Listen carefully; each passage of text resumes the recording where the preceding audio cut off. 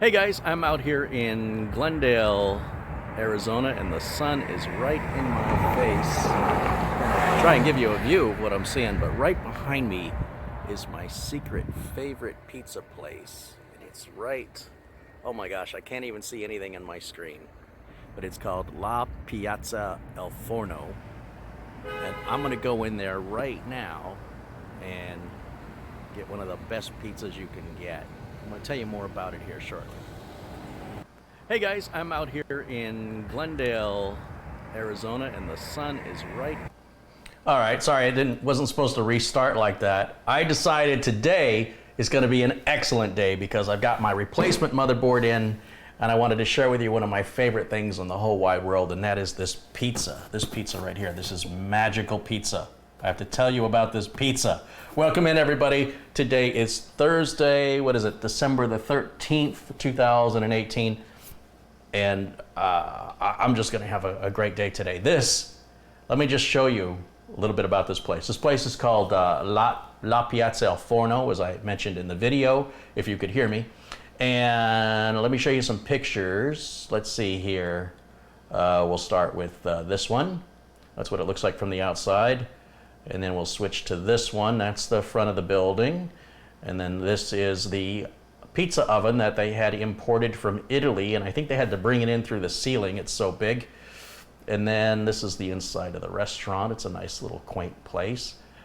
And this is the Guy Fieri from Diners, Drive-Ins, and Dives. Visited there, and they've got a whole wall full of awards.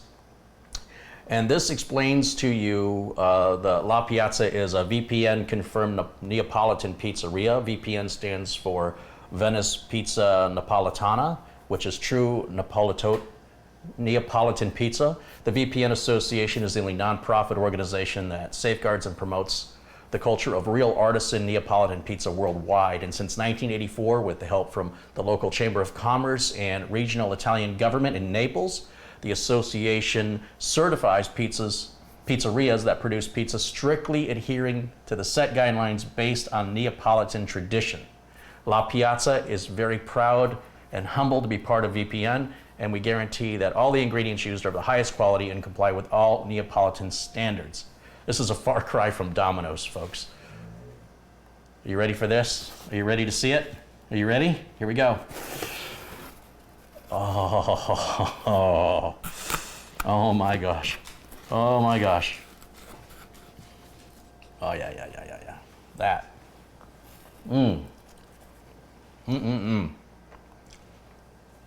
Hold on, where's my video? I'm gonna eat and then I'm gonna build. I gotta have a Coke with my pizza. That'd be a great commercial if I was getting paid to make it. And I don't care. It is too damn good. Too damn good. Come on, look at this thing. Look at that.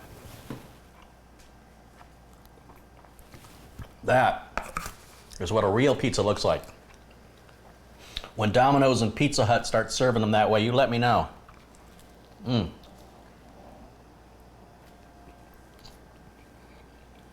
That crust, it's perfect.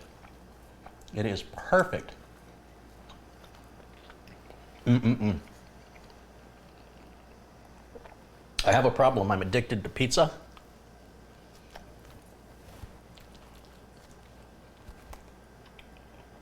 And if it's a good pizza, that I need an intervention. Oh my God, that's good. Hey guys, welcome in. Welcome in, come on in. I didn't bring enough for everybody. What are the toppings? This is a margarita pizza. Look up margarita pizza. True Italian margarita pizza. Which is dough. It's Italian dough, which they make with Italian water, I believe. It's a tomato sauce, fresh mozzarella made in-house. That's it. The beauty is in its simplicity. Nothing like it. Oh, it's got basil on it as well.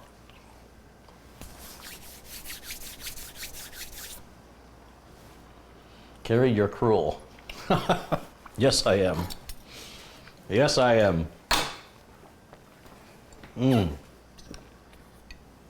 I've been running late, so thanks for joining me for lunch. This way everybody can have lunch with me. So just have whatever you'd like to have. And you can join me for lunch here, and then we're going to get started building. You guys have no idea. No idea how good this is. This is a family-owned company. The Piazza family, La Piazza El Forno. And the Piazzas have a place downtown Phoenix. They also have a place that I went to in downtown Glendale. And I just learned they have a totally different place over on the 101 in McDowell. For people local to the Phoenix area, they'll know that region there by the edge of Glendale, Tullison, right in that area. I haven't been there yet. I just learned of it today, and I'll be checking it out soon. But this is how I imagine a real pizza would be in Naples. When I go to Naples, I'll let you know, but if any of you are from Naples, you can let me know. Yeah, you think I have dog's attention? You have no idea how good this is. If you're in Phoenix or in the Glendale area, you've got to stop by there. Yeah, it's too bad we don't have smell-o-vision. But you can watch the Diners, Drive-Ins, and Dives episode with Piazza El Forno to learn more about that and other dishes. Here on YouTube, just search for it. I'm sure it's available.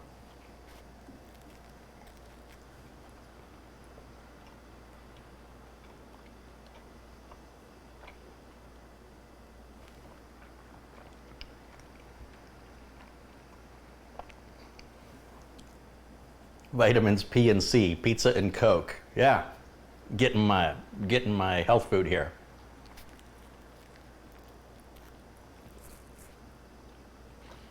Jimmy, this is very, very special pizza. It's not for dogs, but you're spoiled.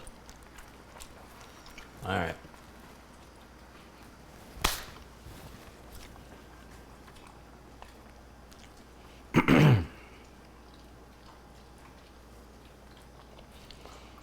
Give a shout out to a few contributors who've already started contributing. Tony Wallows contributed $1.99.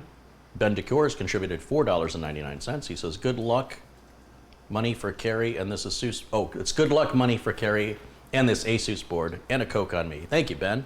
And of course, thanks to Tony Wallow as well. Kevin Lavis contributed £3. He says, now I'm hungry. Thanks. And A Life of Gaming with Del Dorge has contributed £3.99. He says, that pizza looks great. You guys obviously have refined taste in pizza. Oh my gosh, I gotta have more pizza. I'm sorry guys, I have to have a little bit more and then we'll get started and I'll set it off to the side and maybe have something to munch on while I'm working. This is what life is all about. Good friends, good food, awesome computers. I better rephrase that. Awesome pizza, awesome computers, and awesome friends. Yeah, yeah. Talking about you. Oh my God. Oh, look at that. Ooh, it's like food porn here. And the bubbles, the bubble is the best part of any pizza. I don't know why, it just is. Real homemade mozzarella, real tomatoes. They're usually San Marzano tomatoes. It's 00 flour they usually make, Italian flour. It's cooked in a brick oven that's imported from Italy. Oh, man.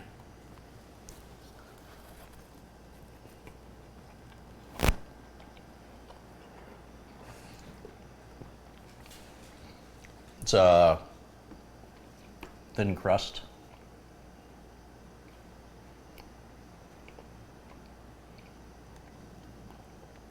You can kind of see. Look at how it's cooked on the bottom. Oh, that's the best part. And the bubble. Yeah.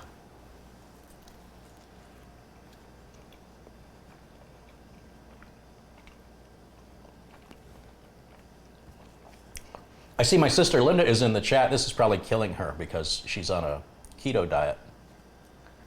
None for you.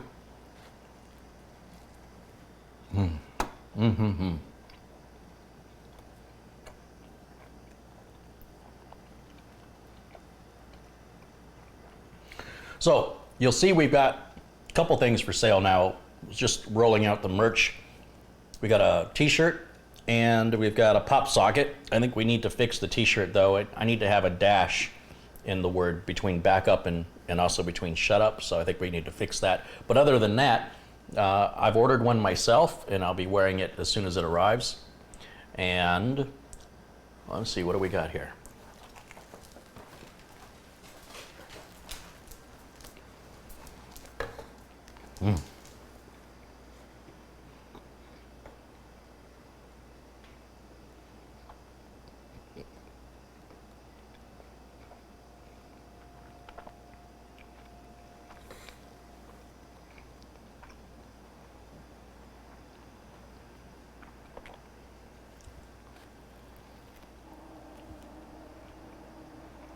Lenny Leck has contributed $5. Talking with my mouth full. He says, good luck with the new board. Thank you, Lenny.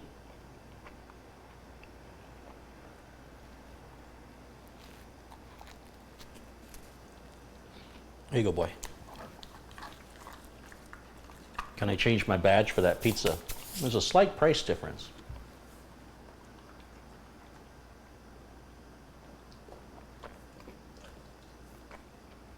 That pizza's about $12, and I left a $3 tip for the lady, so worth every penny. Now, when I learn how to make one this good at home, I'll let you know, but I'm definitely not VPN certified here. Not regarding pizza, anyway. You guys thought VPN stood for something else. W. Axel Rose 1 contributed £5. He goes, that pizza looks better quality than a BioStar box. Yeah, well, that's not a high bar. Wilkins Rojas has contributed $5. Sam Kowalski has contributed $1.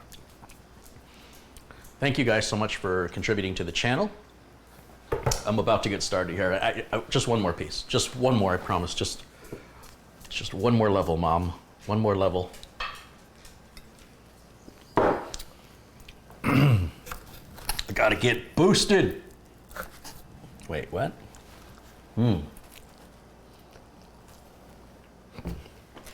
It's the best drug ever.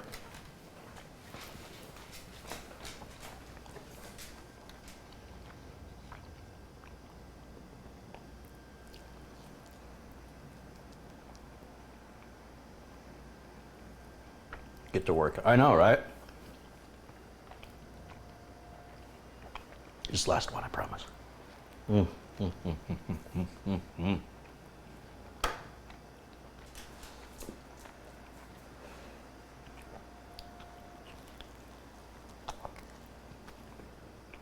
Pizza Tech.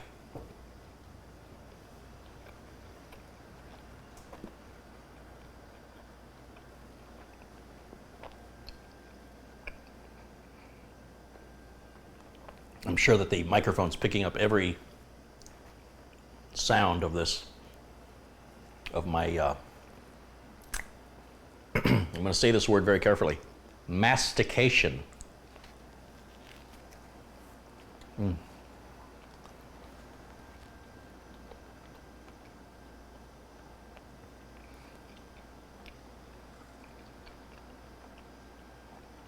Wilkins Rojas contributed $5. Says, don't catch many live shows, but watch all your videos. Thanks for the knowledge and the great content. Well, thank you, Wilkins. Thanks for not only your kind words and support, but also contributing to the channel. I appreciate that so much. You know, you act like you never get fed. Are you Italian? You don't look like you're Italian. Give me your paw. Okay, there's some pizza. Good boy. Good boy. All right. Jimmy likes it. All right, let's set this aside and get some work done.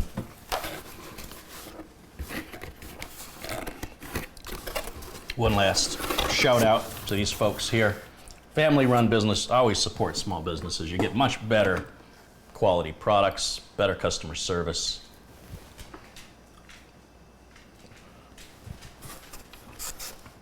And if you're interested in trying to find a real Italian pizza, just Google for VPN certified near me. Just literally type that into Google. And there may be other family-run restaurants that are also VPN certified wherever it is you live. It's a thing. Okay, let me just move this out of the way. I have to, or I will finish it. Finish him. Don't you go anywhere. I'm not done with you. Hi. Welcome in, welcome in. Oh my God, that's so good.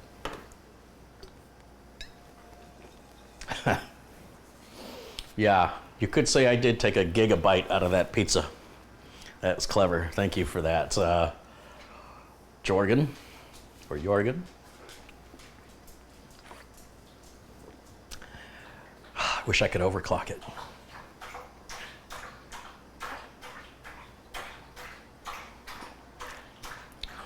I'm guessing PC Tech stands for Pizza and Coke. That's brilliant, Chuck. That's mod status type comments right there. Absolutely.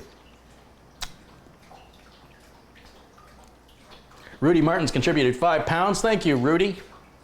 Jordan says, Carey, can I have a slice? Get your own. Don't you touch my pizza. It's a good way to lose a finger.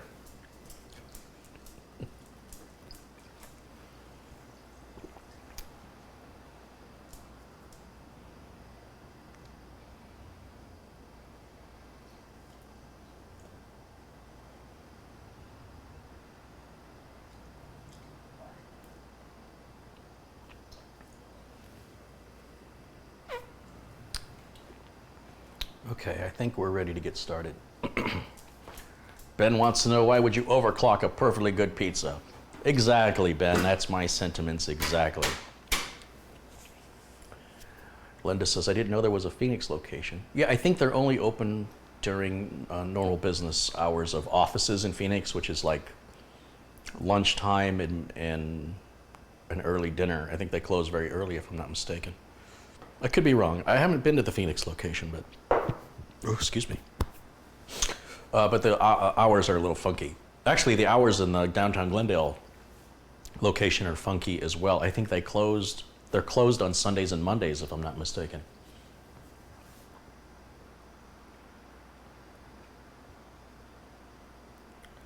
Chris's Tech Channels contributed $5. He says, I'm going back to Intel. I am done dealing with AMD. So in all fairness, what we're really talking about here are the motherboards, not the AMD chip itself. Let me make sure I got everybody's shout out here. Chris's Tech Channel, Rudy Martin. Gainsy95 contributed £2. He says, I'm looking forward to getting my case badge. I'm looking forward to you receiving it. Thank you guys so much. And a quick shout out to all my friends here in blue: Thomas Carter, Ronnie Kravitz, M. Copyright, Tommy Ellis, John Paul Bacon, Shane Schellenberger, Chuck Wolf, Superman G, Tim Burchard, Torgo Zero, Sharon Idle, Chris's Tech Channel, Linda Rouse, CCTV user, Ben DeCour, Solo, Edgar Sands, Jens Carlson,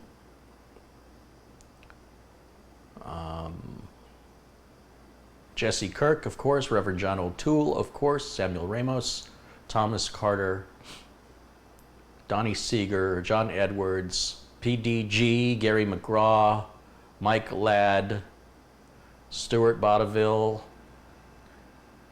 XUM or Zoom, Gainsy95. I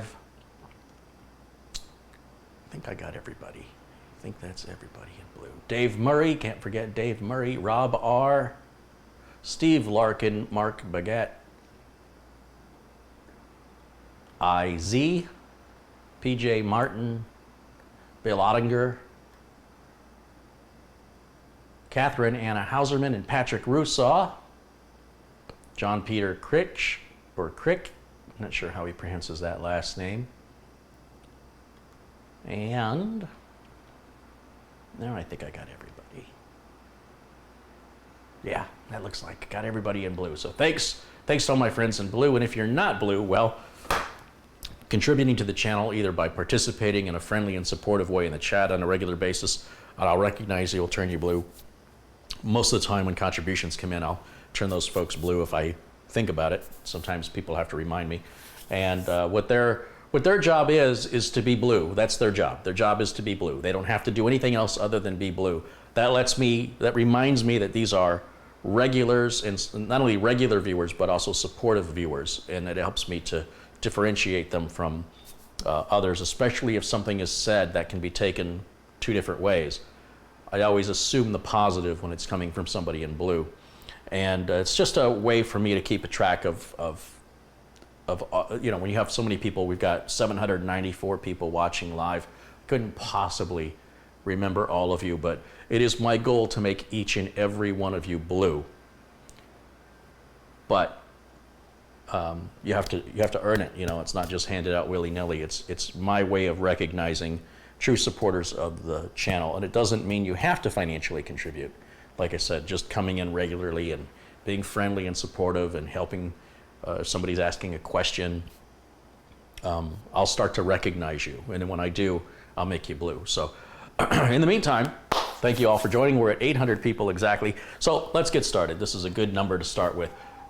And of course, could this be a scammer? It went right to voicemail because it was a blocked call.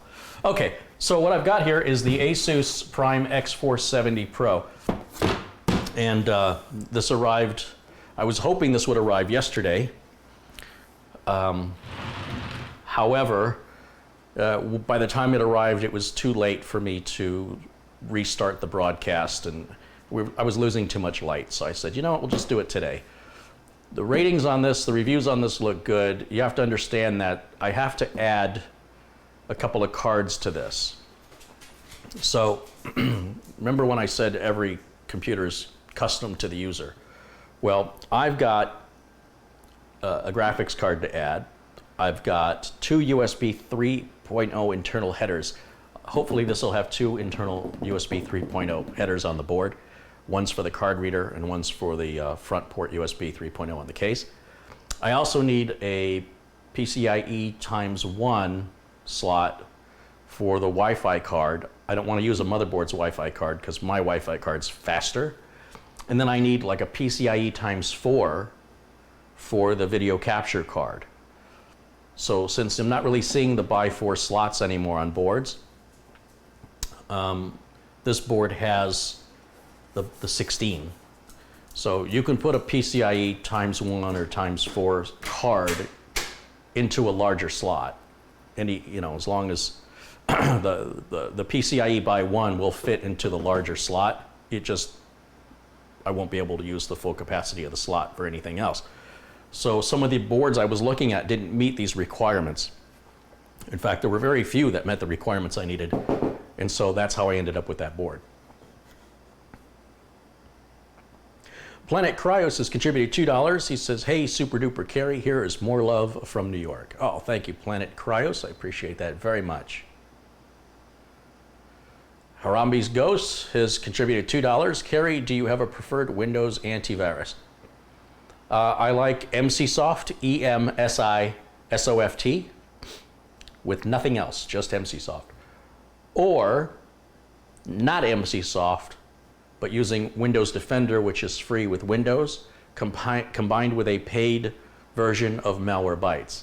So either Windows Defender with a paid version of Malwarebytes, or neither of those, just use MCSoft, not the Internet Security Program, just the antivirus, to protect you from viruses and malware. And again, that's also a paid version. There are no free antiviruses that I can recommend. In fact, if you've got a free antivirus outside of Windows Defender, I suggest taking it off your system because it's really not doing anything to help you other than consume your resources and slow your machine down. It's pretty unusual that any of those free antiviruses ever pop up and let you know they blocked anything. When's the last time you've seen anything that it's blocked? It's pretty rare. So in any event, that's what I recommend. Saresh Mego has contributed €2. Thank you, Saresh. ASMR pizza. Yeah, right.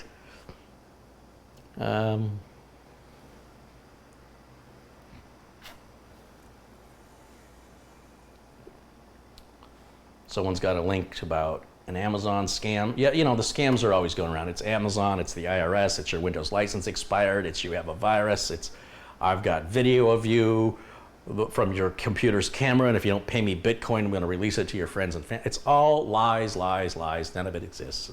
If anybody is telling you they need money or something bad's going to happen, that is always a scam, always and always and always. And if they require a gift card, well, that's always a scam too.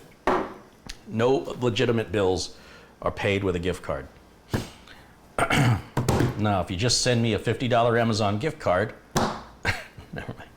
All right, so let's get started. Let's get some work done. What I've got right here is the streaming computer as it was, with the board that doesn't work in there. Well, the board works, but it's not working properly. I'm still streaming with Thready. I've made a minor change. I turned XMP off, and so far, Thready hasn't crashed and Chrome hasn't crashed. And I ran it, testing it on Twitch, because I have a Twitch channel, twitch.tv/Carey-Holzman. And I was just rebroadcasting some of my previous YouTube videos and let Thready run overnight, because that's usually when it crashes. When I wake up in the morning, I wake up to a blue screen. And Thready was running, and it's been running this entire, in fact, I haven't shut it off since yesterday. And maybe the XMP is causing a problem. I'm keeping my fingers crossed that that's going to solve the problem. If so, I'm getting away lucky. Let me get this out of the way.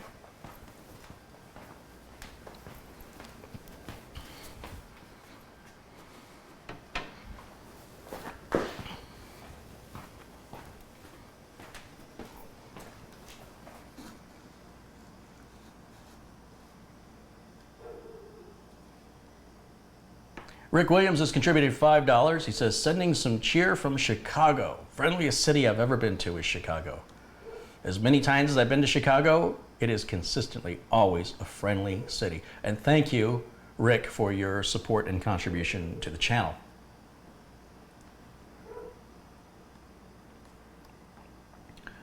Verusian Kalustin has contributed $1. Thank you, Verusian. I see Colin Hilton has joined us. Welcome in, Colin. All right. Let's see what we can do here. Let's get the board out of the box.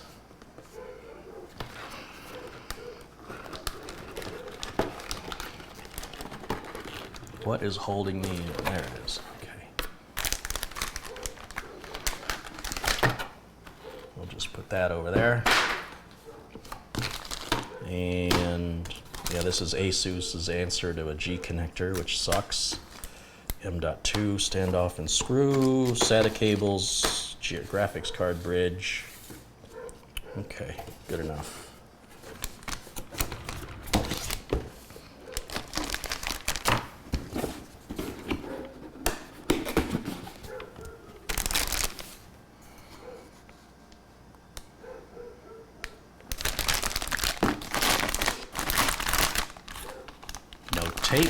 No tape. Something else that ticks me off with Gigabyte. I don't know why they have so much tape. All right, let's get rid of that. Here's the board. We've got some plastic on here that's got to come off. It's a good looking board.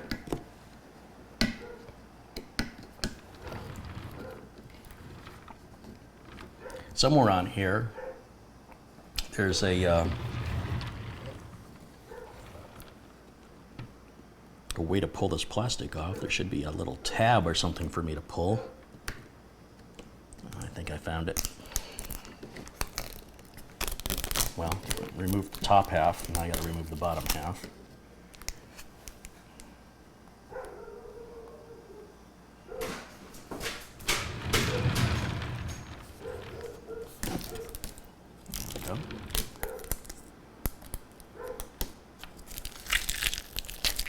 I don't think there's any other plastic on here. We should be good to go.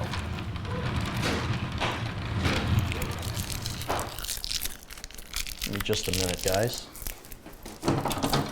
Dog is freaking out about something. Let me go check out what the noise is about.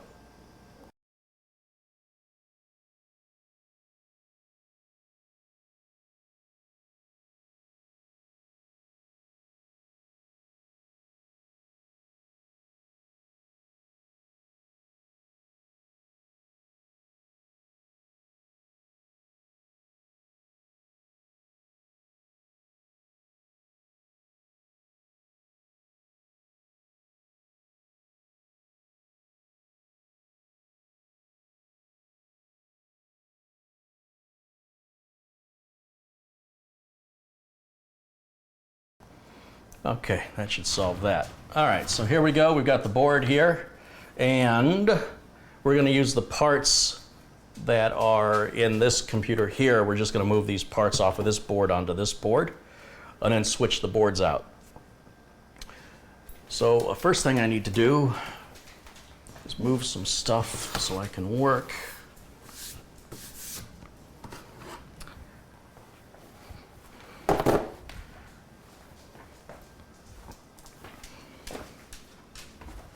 Looks like a couple other contributions have come in. Let me give a quick couple of shout outs here to those who have contributed. Unforsaken Gaming has contributed $2. For Jedi Master Goldman, may the G-Force be with you. That's clever. Thank you. Don Parker has contributed $5 Canadian. Longtime viewer, have your case badge. Keep up the good work. Happy holidays. Thank you, Don. That should catch me up. All right, what do I want to do first here? I guess CPU. I took the CPU out and put it back in its box, if you remember the other day. So let me go grab it.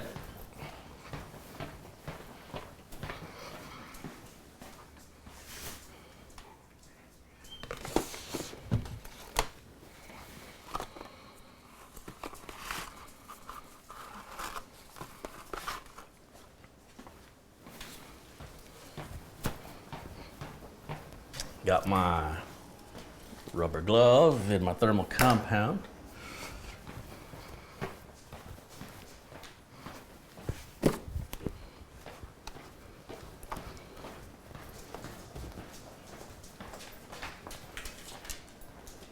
All right, now I put these items back in the box and I reset everything back to be as close to new out of the box as possible. So the drive is wiped and erased. It's a Western Digital Blue 2 terabyte drive. And then this is our AMD 2700X CPU with the, what is it called, Wraith Spire cooler or something? I can't remember what they call it. This originally had thermal compound on the bottom of the heatsink, but since we've used it, I've had to clean it off. If you're buying one of these brand new, you will not have to add any thermal compound. Vibro Steve has contributed $2. He says, another AMD build, just when I needed it. Well, there you go. That's exactly why I'm doing it. I heard Vibro Steve needed a new build, and I said, I better take care of Vibro Steve.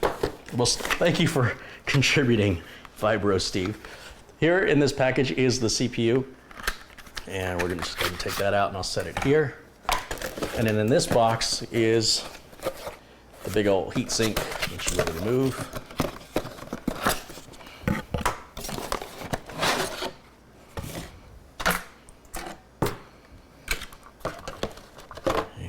Down there. Oh wait, no, that goes in there. And that goes in there. And then I'll put all this back.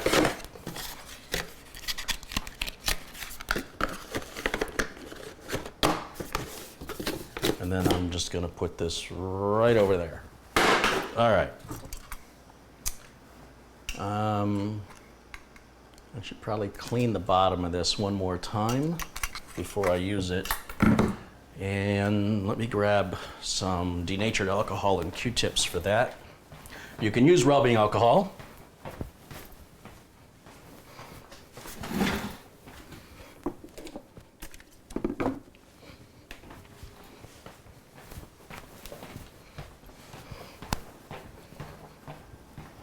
The higher the alcohol content, the better. It evaporates off.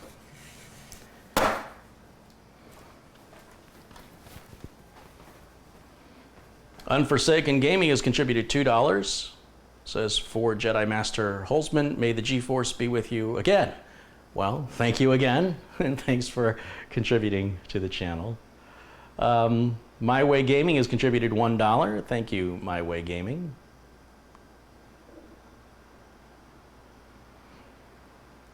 Okay, so just want to make sure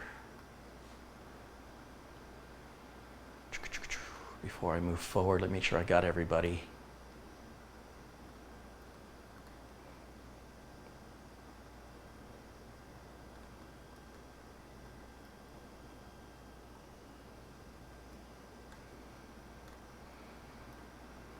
I think I got everybody.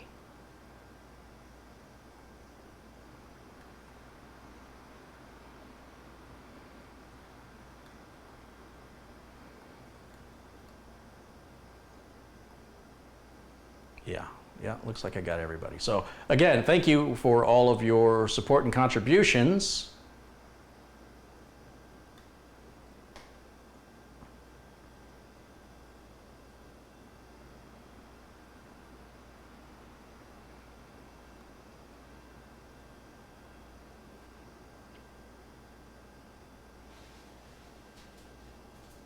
Okay. All right. Let's see if I can get started here. All right, so I'm going to start by grabbing the CPU here, and we'll get it out of the package. Now this I cleaned with the Q-tip and rubbing alcohol before I put it away, if you were watching the other day when I started that. And it looks like I need to hit it again because I'm still seeing some stuff on there. So I'm going to open the socket up. I think it goes this way. Does it go this way? I just rest it on the socket. It should just fall in if it's lined up correctly. Not sure if I have it lined up right or not. I'm looking for the little arrow on here and I don't see it. Well, it's seating in there, so that must be the way it goes.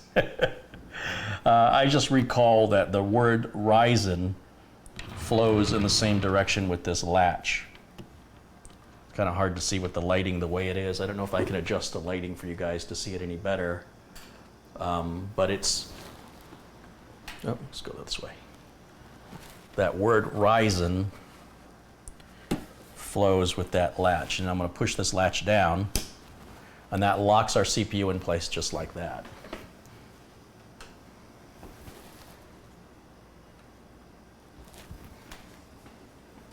Bring the lights back up. Okay. Phil Clares contributed $10 and says, been watching for years and built 2 of my PCs with your wisdom and guidance. Still need to score me a Go Faster Carry case badge. Merry Christmas from Kentucky. Thank you, Phil. Just send me an email. You can find my email address at tech-vets.com. You'll see there's links that you can click on for Mike Smith and for Carey Holzman. I'm Carey Holzman. Click on that link and then let me know, and then you and I can talk in email. We can get a case badge to you. And thank you. Thank you, thank you. Okay, let's get rid of this plastic. And now I'm going to get my rubbing alcohol. Well, it's denatured alcohol. And I've got some Q-tips. And what I'm going to do is clean this off, because I want the area that the thermal compound is going to be touching to be as clean as possible. We don't want any contaminants, whether that's dust, dirt, debris, previous thermal compound, oils from your skin, anything that can interfere. Now, it doesn't interfere much, but it also doesn't take much to clean it, just to get a little bit extra cooling out of it. But yes, you could lick this with your tongue and then stick thermal compound on it, and the thermal compound will still do its job. I wouldn't recommend licking it while the thermal compound is on it, because that's just disgusting and probably harmful. But everybody's got their thing. All right, let's see if I can get this cleaned up. Neil Garrett has contributed $1.99. He says, thanks for all the learning over the years. Well, you're welcome. Thank you for contributing. Let's see if we can get this cleaned up.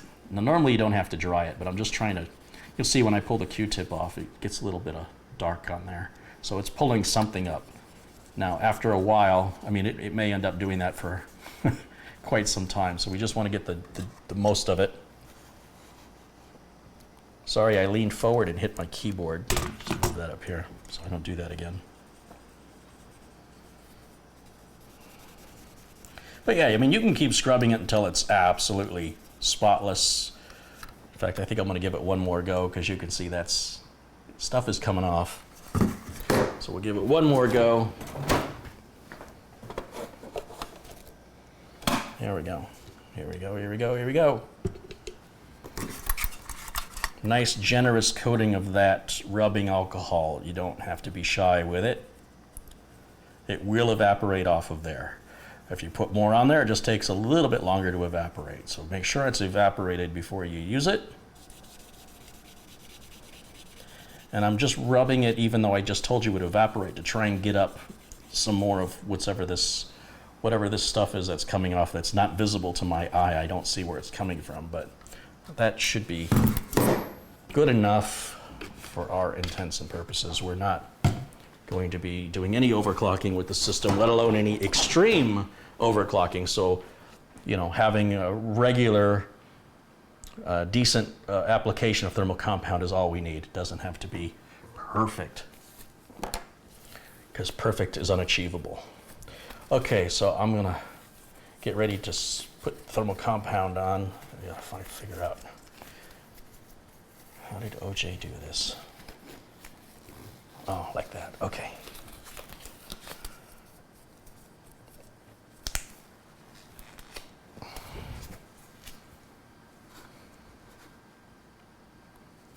Are you ready for your exam?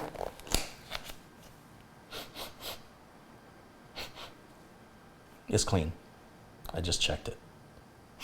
Yeah, it's definitely clean. I don't know why that's funny. All right, thermal compound. I'm using Noctua NTH1 thermal compound because it's like $7 for a big old tube like this, which is a really good price. There's really not much difference from one thermal compound to another. Spending any more than a few dollars on it is just wasting money. But hey, if that makes you feel better about yourself, don't let me get in between you and your wallet and your feelings. I'm more of a science guy, so I only care about what actually works, not about what makes me feel good. And we're just gonna finger paint the thermal compound on here. And the reason I do that is to ensure that I have a nice, even coating across the entire surface of the internal heat spreader.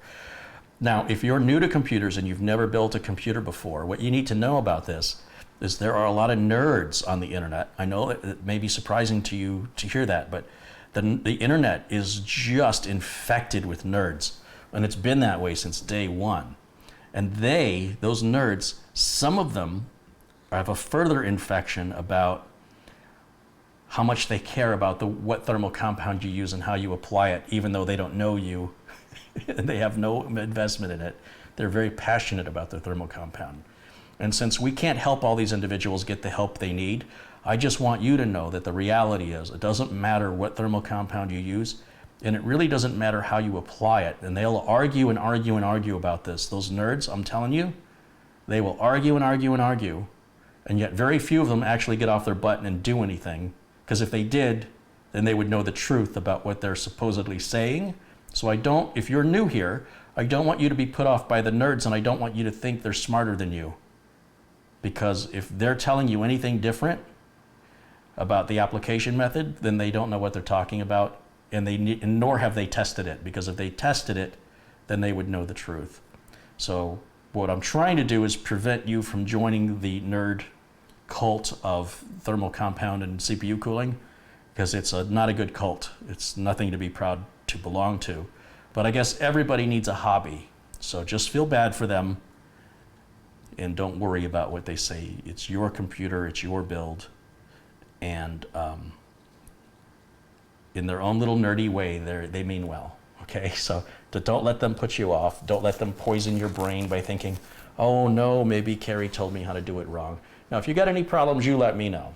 Okay, you let me know if you followed my instructions and that didn't work. Don't talk to some stranger on the internet who doesn't know nothing. I'll be that guy. I'll be the stranger on the internet that doesn't know anything. All right, let's do that. Another contribution has come in. This is from Michael Rial. $10 Canadian he's contributed. Thank you so much, Michael. Let's make you a moderator. All right.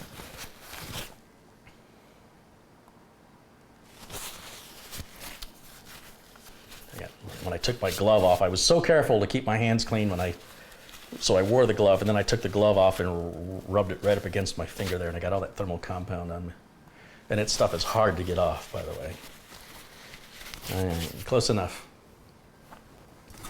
All right, let's get this heatsink on. So to put the heatsink on, I want the power cable coming out closest to where it's going to plug in on the board, which is going to be, let's see, on this board the fan header's right here. So I want to put the heatsink on in this direction, and I'm just going to set it in place. And then there are latches on each side that have to be latched down, and then there's a lever here that I have to move. So if I make sure that this latch is down. Personally, I think the way that AMD is mounting this heatsink is obsolete. I don't like this mounting mechanism at all. I prefer if there were screws or tabs of some kind in each corner to lock each corner down. I think it's a more secure method. But what do I know?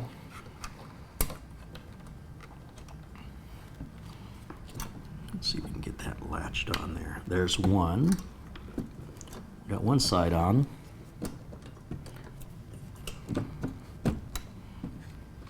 And then I've got to get this side on, which will require a little finesse. There it is. And then I just move this lever. It's going to require a lot of pressure to push this lever. And if you don't have it on right, if it's crooked and you try pushing this lever, you will break this lever right in half. It's just a horrible, horrible mounting technique on what is supposed to be AMD's, flagship CPU for, the Ryzen 7 series. So now I just plug the fan header onto where it says CPU fan on the motherboard, and of course it says it right on the board itself if you look closely. It also will say it in the owner's manual for the motherboard. Don't be afraid to look there. If you're building with the same components that I am, then of course you can follow right along with me exactly as I do things. And please take note of how I hold the parts. That's why you don't see me wear an anti-static strap. I don't need it because I don't touch anywhere on a motherboard or any of the parts where if there was a static shock that it would be that it would go through any of the components. I'm always holding parts by their edges. When I grab the motherboard from now on, I'll be grabbing it by this heatsink and picking it up, and that way you can static shock the heatsink all day long. There's nowhere for the static to go to harm anything. So that's a very safe and recommended way to pick up the board. Let me get the M.2 in. So here I've got the M.2 heatsink here, and then we have another M.2 slot here.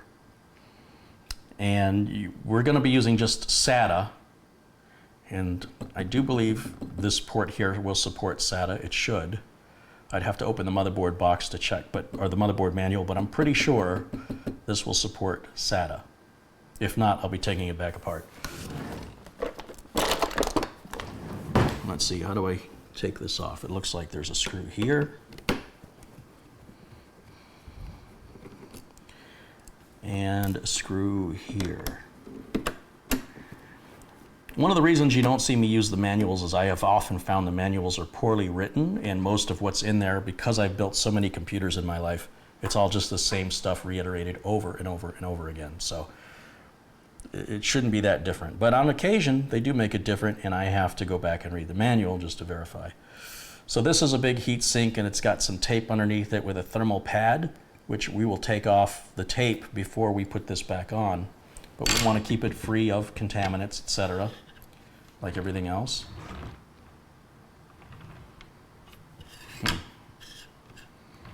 Yeah, so there's our M.2 socket, and it appears that we'll need to use a standoff and a screw from inside of the box. So I need to get into the box here for a minute. So I'm just going to pick this up, and let's get this open. And what is this? Is this? Yeah, those are our M.2 screws and standoff. At least Asus put it in one bag. Gigabyte put the screw in one bag and the standoff in another bag, which was really stupid. Gigabyte just likes to waste stuff, I guess. I don't know. I'm really against Gigabyte. They still have not had any response from my support ticket to Gigabyte. Still no response. If I was Gigabyte, I'd be really embarrassed right now. Okay. So in this little bag, there are 2 little standoffs and 2 little screws, and they are very, very tiny. You definitely don't want to lose them. And of course, that's because there's room for 2 M.2 drives on this motherboard. So if we look very closely, let's see if I can zoom in here.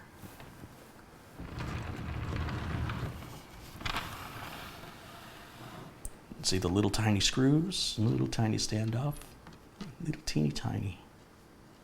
You definitely do not want to lose those. And then what I'm going to do, let's see, let's back you up a little bit here. Oh, wrong way. Let's go this way. Is take the M.2 drive, which is right here. This is a 2 terabyte Western Digital Blue. This little drive is $300, a little more than $300, but it has what I need with regards to storage space, and it's a lot cheaper than an NVMe M.2 drive. This is just SATA. And I have found in my real world performance tests that I can't see any difference in the computer's performance and responsiveness with NVMe or M.2 SATA. So I'm going to use SATA because it's cheaper. Now, how you use your computer may be different. So just because what works for me don't assume that it's going to work for you too, unless you have the same needs and expectations that I have. And how would you know, is all I'm saying. Okay, so now I'm going to take this M.2 drive, I'm going to place it right here in the socket. I'm going to try. There it is. You see I've kind of got it on an angle, and I push it in until you see the little gold fingers at the end of the drive there, this little gold end. I want that gold end to completely disappear. It'll just vanish. Once you have it lined up in the socket, then push it, and now it's going to kind of be springy.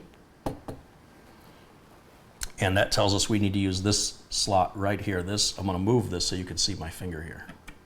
Right there is where the standoff needs to go. Now, they're often marked, this is 2280. So what does 2280 mean? That's referring to the size of the drive that we're putting in. It's 22 millimeters wide and 80 millimeters long. Hence, 2280. Now that is a 5 millimeter, just like if you see any bolts that look like that, whether they're motherboard standoffs or M.2 standoffs, they're all the same 5 millimeter size. And so I have a 5 millimeter socket just for this job right here. Don't crank it down too much. You just want to lock it down. All its purpose is to hold the drive in place.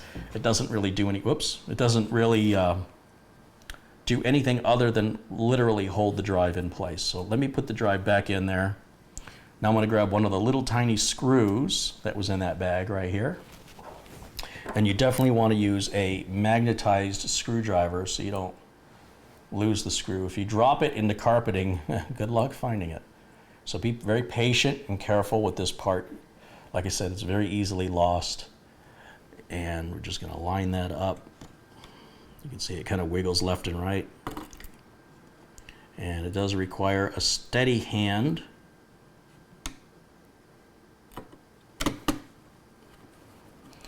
And just turn it till the screw stops. You don't need to go any tighter than that. I don't know if turning, or is mine just screwdriver's not biting into that? Let me grab a different driver. Sometimes some of these screws require a number 1 Phillips, which is a much finer tip. Even that one doesn't fit right, but it's good enough. Good enough. Now we can put the heat shield back on. You don't have to have a heat shield. We could leave it off, but this is a large area for heat because we have a lot of heat coming off of the CPU, and we're gonna have a graphics card with a lot of heat. This is a terrible spot to put an M.2 drive. Just saying. It's just a bad location. I'm gonna go ahead and remove the tape here.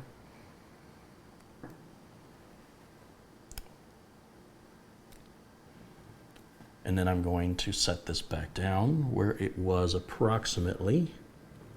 Something like this, I think was where it was. And then we'll grab the screws that we just took out and put those right back in to lock that heatsink in place.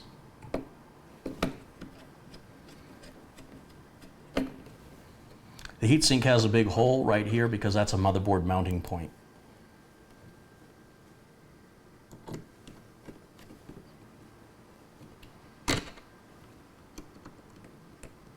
Getting it? I'm curious because I can see the heatsink is still the M drive. The hold on, let me get my words.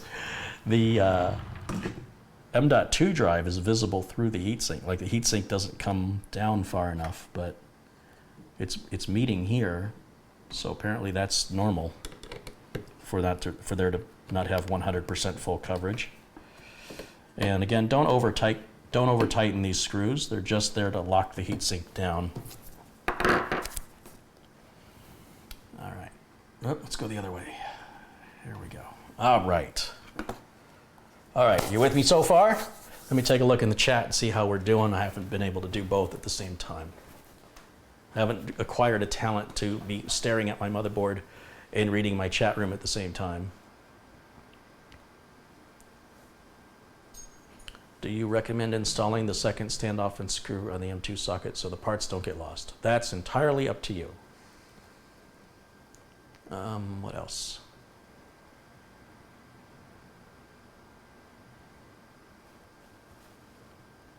What is the purpose of the plastic around the CPU cooler? The plastic that was wrapped around it was keeping the thermal compound that was pre-applied free from any contaminants. And the top plastic was to keep anything from falling into the fan and damaging the blades. So there's a piece of plastic on the top, a piece of plastic on the bottom. That's only in the package, and then that's supposed to come off before you install it. Why do I have a 2 terabyte storage? These videos, the video you're watching right now is almost an hour long in 1080p. How much hard drive space do you think a video of that size will take up? Given this video will probably go on to be 3 or 4 hours long, and there'll be another one tomorrow, and the day after that, and the day after that, and the day after that, 2 terabytes isn't going to last very long, unless I'm not making any backups and I just trust YouTube. Sorry, that's funny to me. Trust YouTube. Now, those are 2 words you really never put together or hear put together in the same sentence. So yeah, we have to have copies of everything that's important, and these videos are important to me.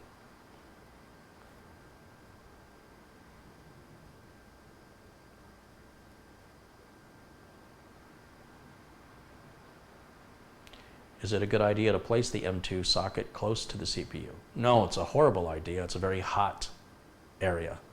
Russell Franzen has contributed $10 and says, have lunch on me. Well, thank you, Russell. I appreciate that.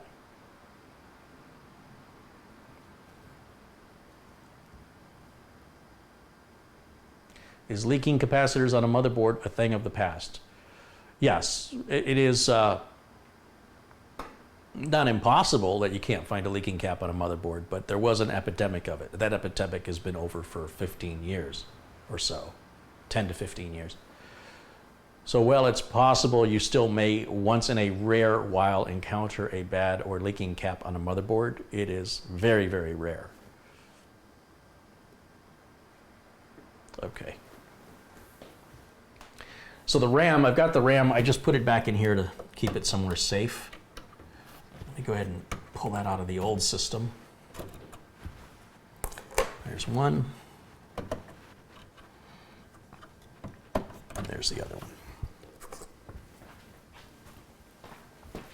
This is 32 gigs of RAM. Each stick represents 16 gigs. And let me give you a close-up of what that looks like. This is the RAM we're using right here. And we're using 2 of those. And ASUS wants me to use the gray sockets first. That's what ASUS wants. So, that's sockets A2 and B2. This side of the socket does not open. Let's see if I can get you a better view here.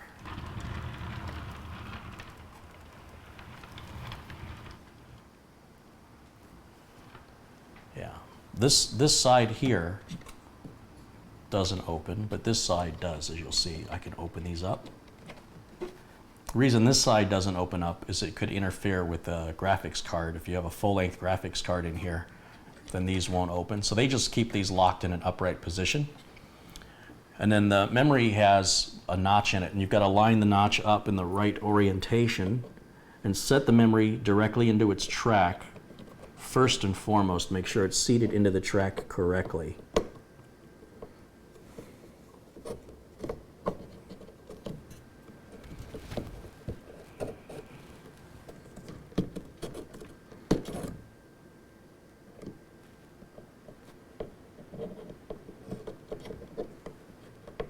This is extraordinarily difficult for me to do with this position, just so you guys get an idea. I'm working backwards with everything.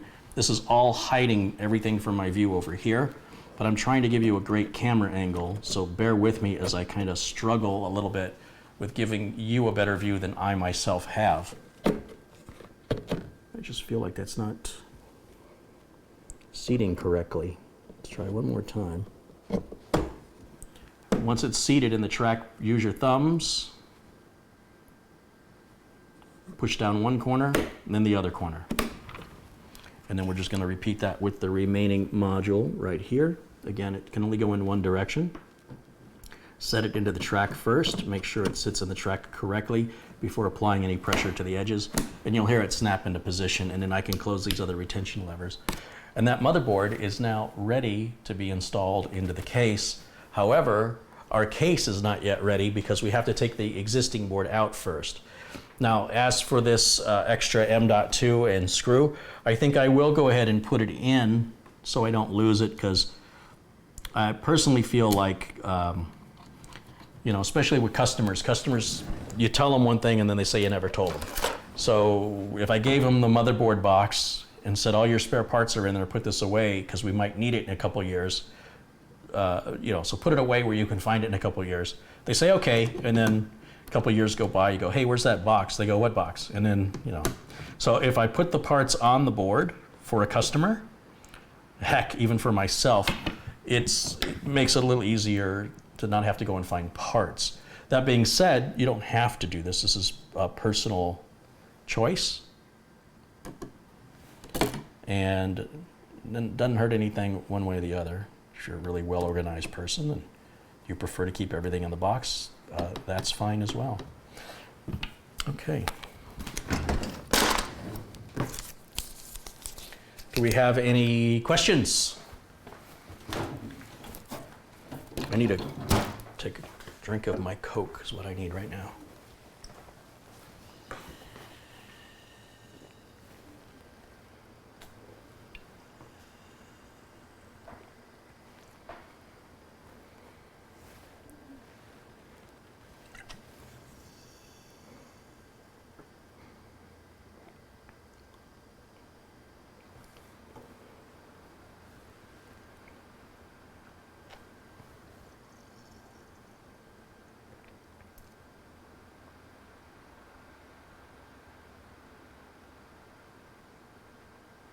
This video has the DVR function enabled. That means you can rewind this live video if you want to look at the specifications of the RAM while it was on the screen.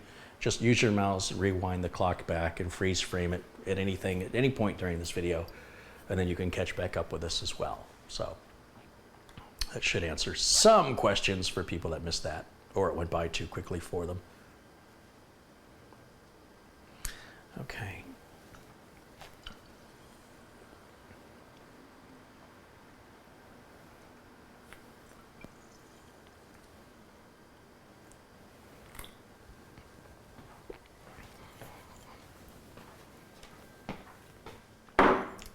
All right, let me get this out of the way, and we're going to bring the case in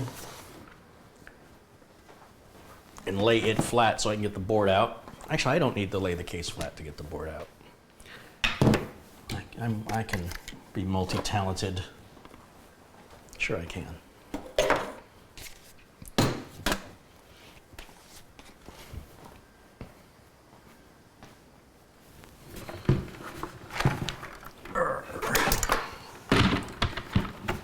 That I definitely will need later.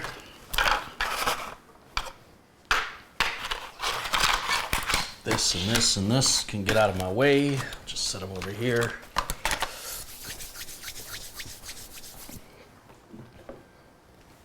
Let's get the graphics card out.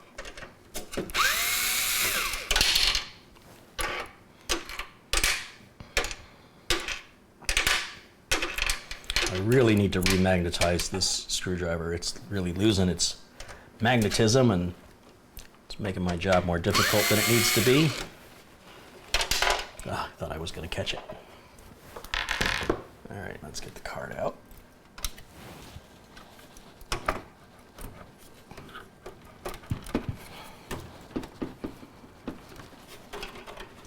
Looks like it got trapped underneath the screw here. There we go. And we'll set that aside. And now I'm going to take out the screws that are well, wait a minute. Let me take all the connectors off the board here real quick. Disconnect power. This is a board that's got to go back to Gigabyte. I might play with it a little bit more before I send it back, but later on when I have some time, we'll see which happens first. If Gigabyte support gets back to me or not.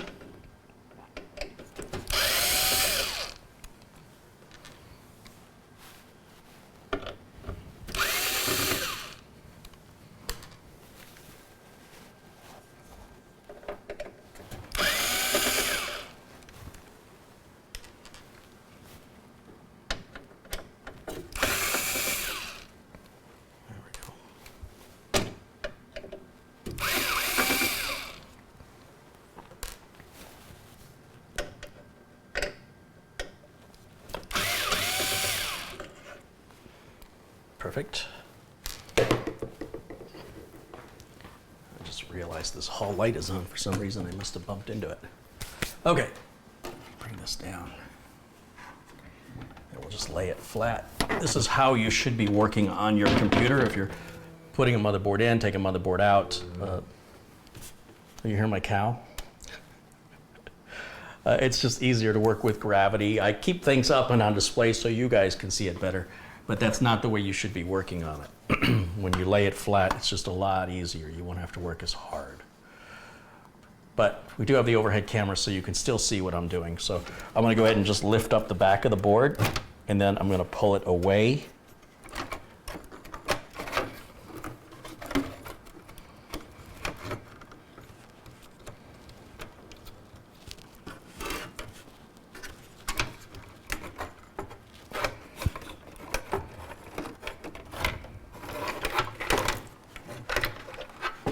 Out with all these cables laying loose. Be very careful with how you do that. And I'm just going to set it, I think I'm going to set it on the Asus box and trade places. So now I've got the Asus board here. And it's going to go in the same way. Put this side in first. It goes in on an angle. Bring that down. Before I let it go, I want to make sure all the cables are out of our way. Especially this cable right here. This one's going to be trouble, I can tell already.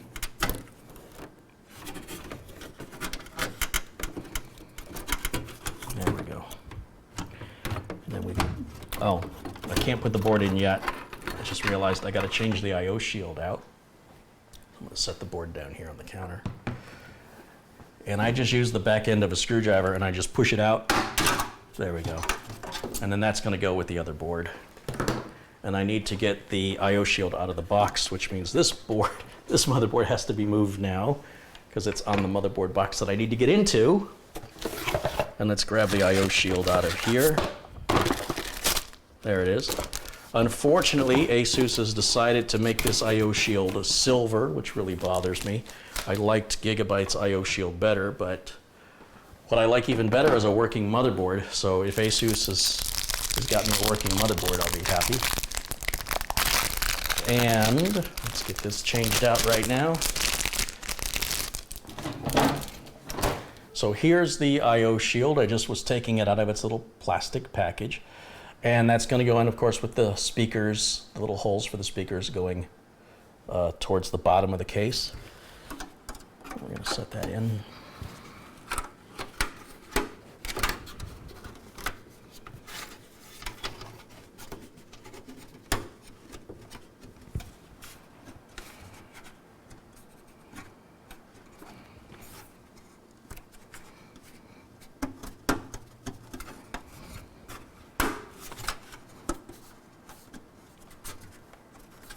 Having a little trouble for some reason. Doesn't want to lock in.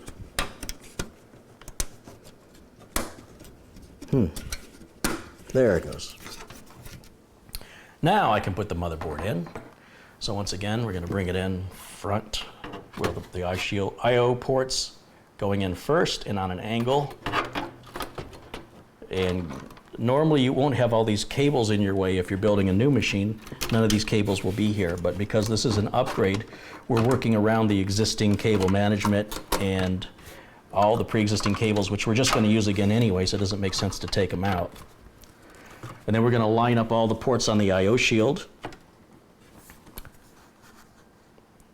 And I'm just going to check to make sure that all these ports back here line up with the holes. And it looks like they do. And then once that's done, the trick is to push the motherboard this way. And there's a little standoff right down inside this hole that's going to hold the motherboard in place for us. Just watch for any potentially trapped cables or wires before you do this. Make sure all of your ports are available through the I/O shield, and then proceed.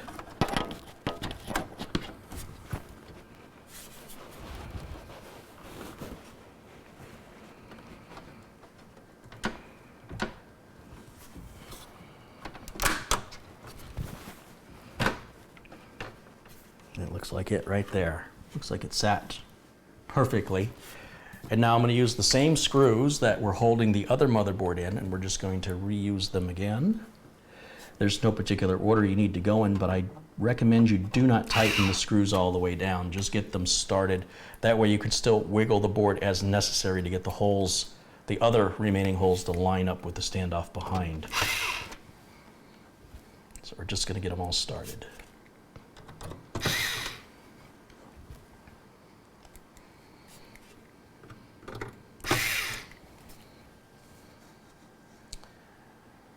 So I've got the spare screws right over here. Magnetized screwdriver. And then I've got just 3 screws left going across the top.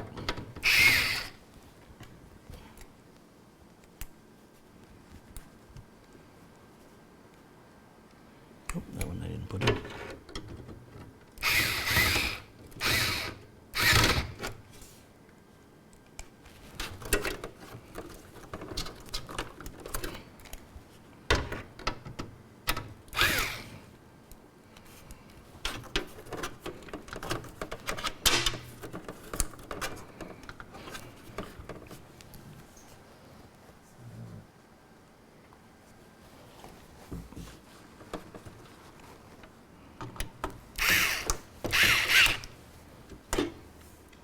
This is the last screw, and that goes somewhere up here in the middle. Oh, there it is right there. It's hidden well. Now I can tighten them all down.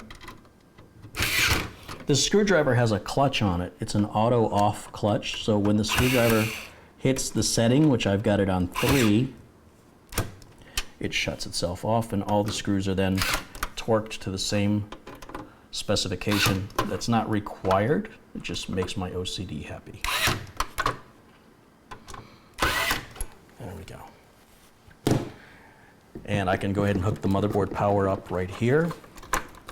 And I've got the CPU power. That can be plugged in. Not sure which way this goes on. Yep, clip goes towards the outside.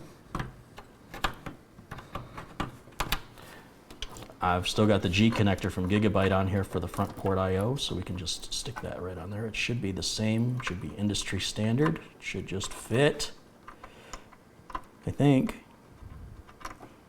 The SATA cable's in my way. PCI Express cable's in the way. Is that gonna work?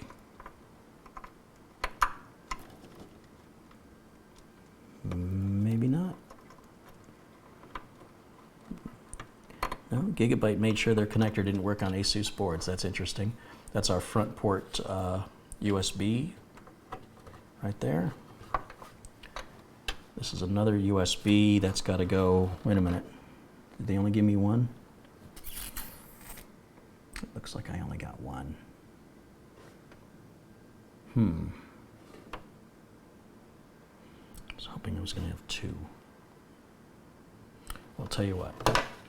Let's disconnect that one, and we'll use this one for right now. And if necessary, I'll get a USB 3 to 2 adapter on there to plug into one of these USB 2 ports right here. It'll just run slower, but it's better than nothing. What is that? Should have audio, front port audio connector in here somewhere. It's going to go right there.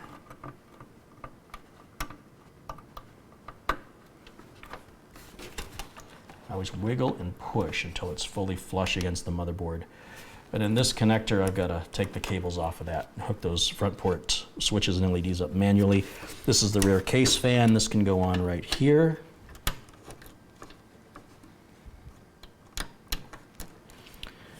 And this fan, the rear case fan, can go on right here.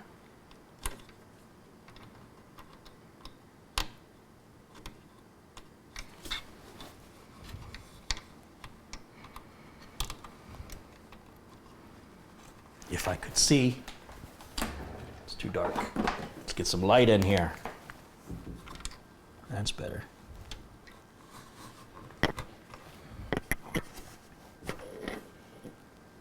That's good. It's all good. All right. Let's get you back to the main view.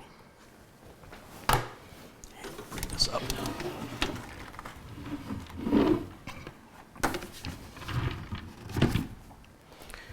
And let me step around.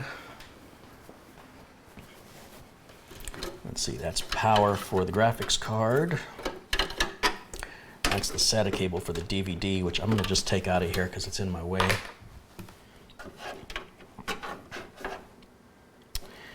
Let me take care of these front port switches and wires here.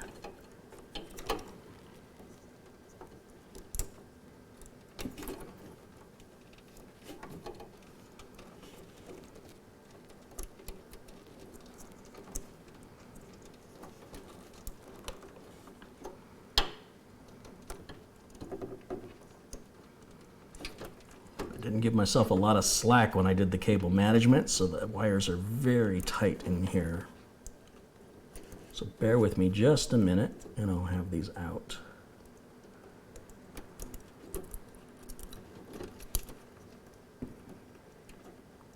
Guess that was just wishful thinking on my part that the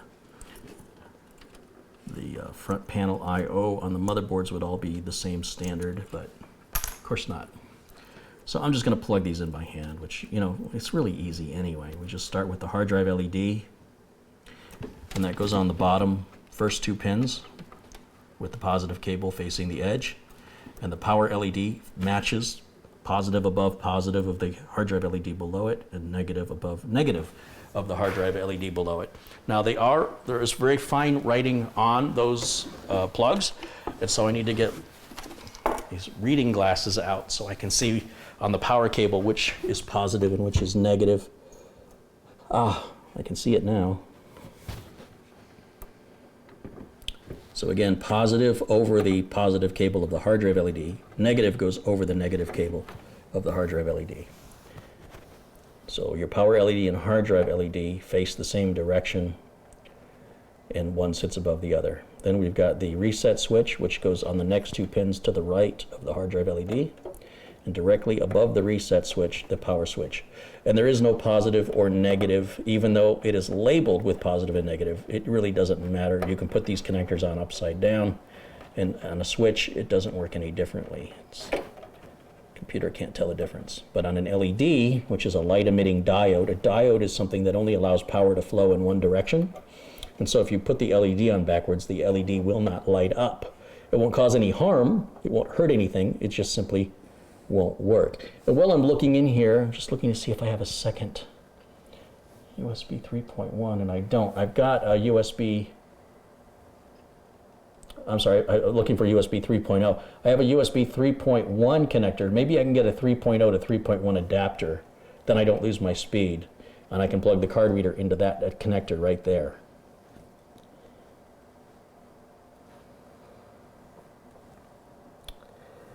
Okay, let's get the graphics card and get that installed.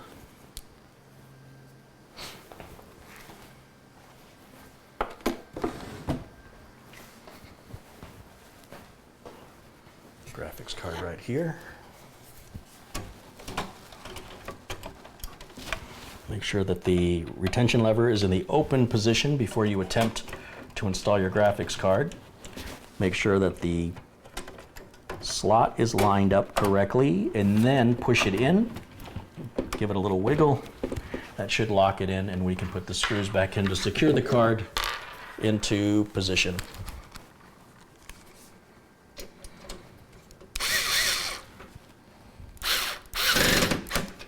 Very good.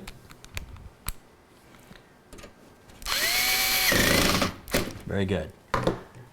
That's going to go with the board. I need to give it some power, so let's add power to the graphics card right now.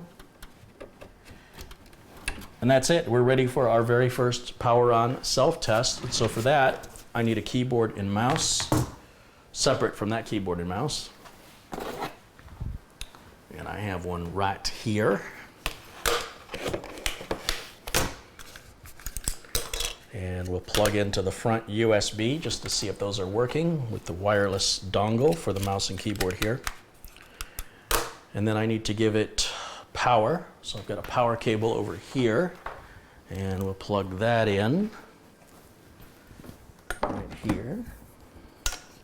The switch is in the off position on the power supply, which is good for safety. And then I'm going to use your monitors at home. I don't have a screen here, so we're going to use your screen. I've got a cable here just for this purpose. Let's get this out. And we'll go into the HDMI of the back of the graphics card. And we will run that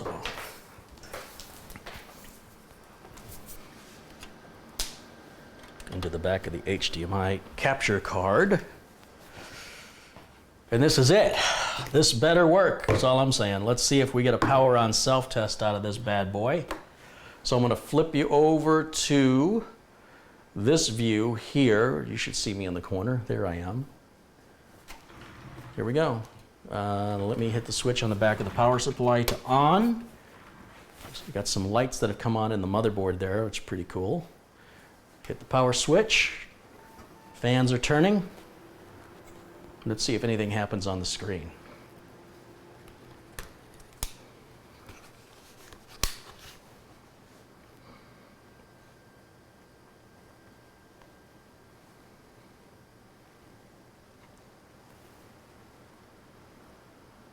Your first boot will be the slowest, so be patient on your first boot. Give the machine time to recognize the RAM and CPU you've installed. Up to about 90 seconds. If it goes more than 90 seconds, something is wrong. Jason Voorhees has contributed $1.99 and says, ch, ch, ch, ha, ha, ha. Says he loves the streams. Thank you, Jason. There we go. There's our ASUS screen. We're running BIOS version 4024. So I'm curious if there's a new BIOS version available. So I'm going to go to Google and I'm going to type in Prime. Wrong keyboard. I got to use this keyboard. I'm going to type in Prime X470 Pro. And the first link should be ASUS, and it is. And then I'm going to go to where it says Support, just above the picture of the motherboard. Driver and Tools.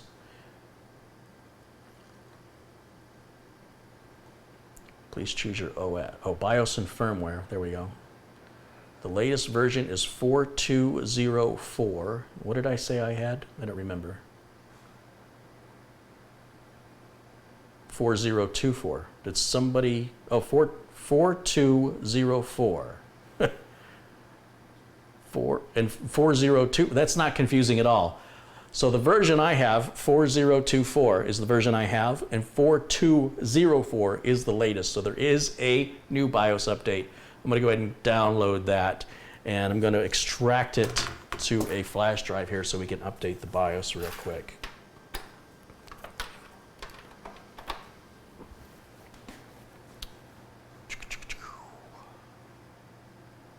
Extract to the flash drive.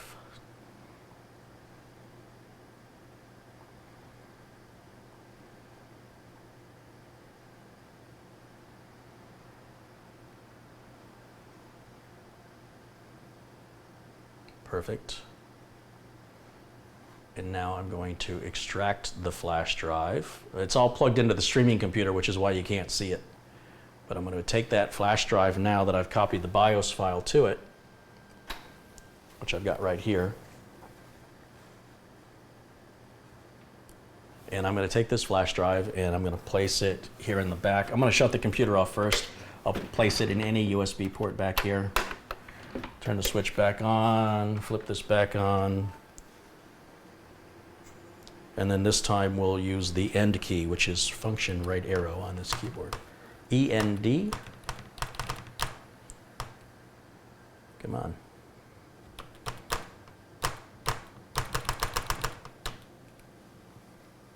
Is it going to do it? No, it's not going to do it. All right, so we'll just go to the BIOS then.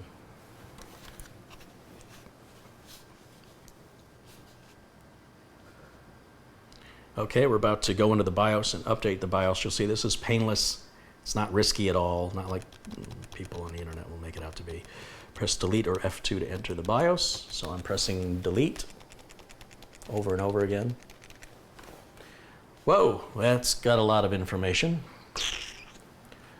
All right. It does see the Western Digital drive, so that's obviously SATA compatible. It's right there.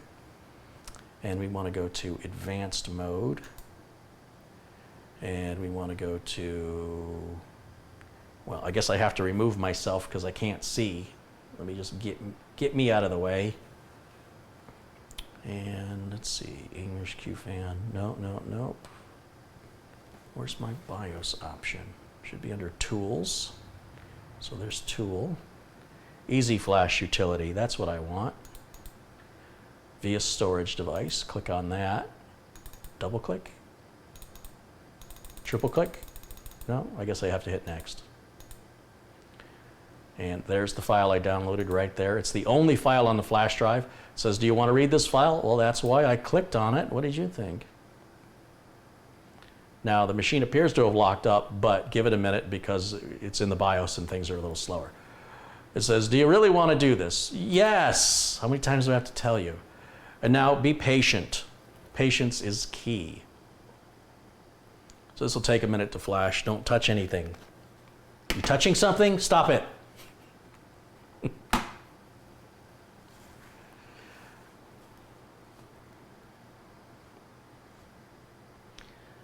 Paul from Rhode Island has contributed $5 and says, drum roll, please. Soren Rasmussen's contributed 20 Danish krona. Wish you luck with the build and Merry Christmas. Thank you, Soren.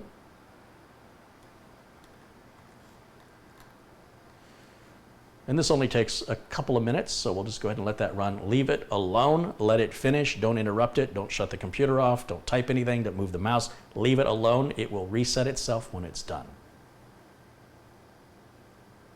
In fact, while that's working, I can get this overhead camera out of the way. We should hopefully be done with that. I hope.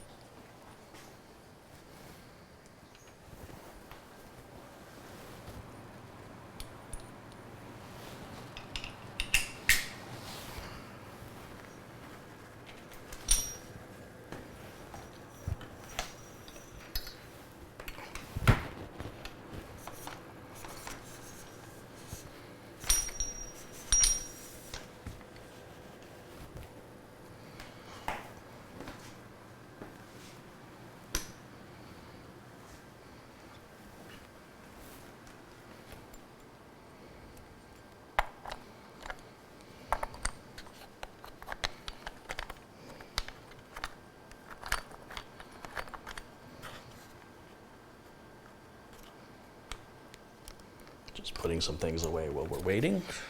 So that'll be ready for me the next time I need it. And let me get this tripod out of my way.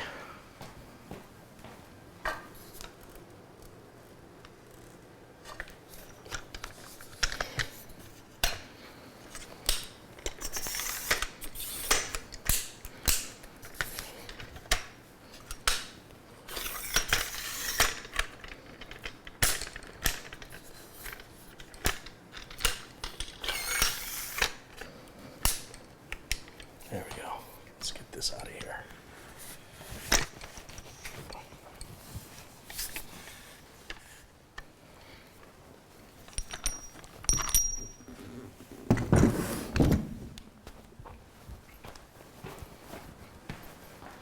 BIOS is still flashing. Everything is normal. Like I said, it just takes a couple minutes. Leave it be. It's like watching a pot come to boil. It'll happen.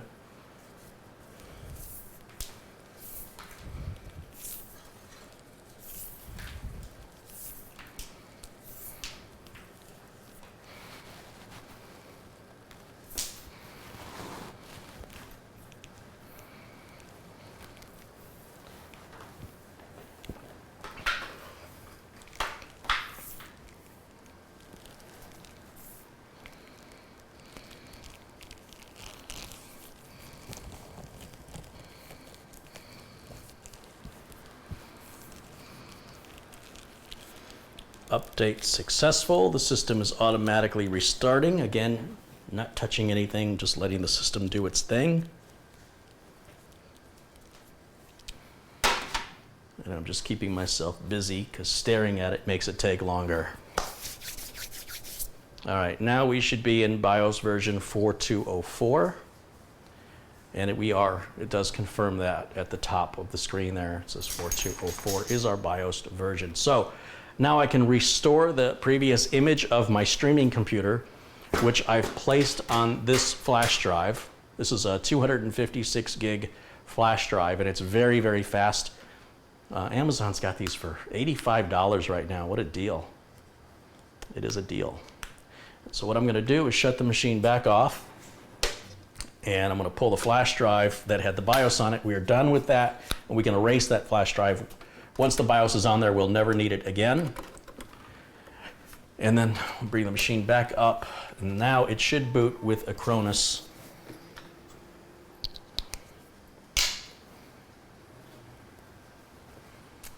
And again, I'm not touching anything. I'm not changing anything in the BIOS. I'm just leaving everything alone.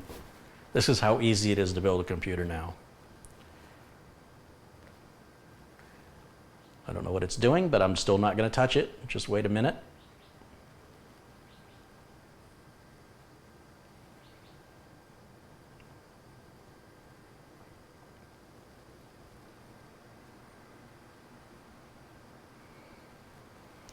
So apparently it's not seeing the flash drive on its own, which it should have, but that's okay. I can tell it to boot to the flash drive by pressing Control-Alt-Delete.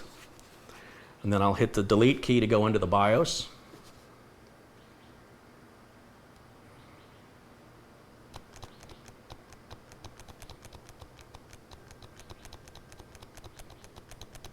The flash drive is the Extreme Pro from SanDisk. All right, let's see, we go to F7 to advanced mode. We'll go over to the right to, let's see, where is it? Boot options. We'll make UEFI SanDisk Extreme Pro the first boot option. And then we'll save and exit. Save changes and reset. Perfect. Now it should boot to Acronis.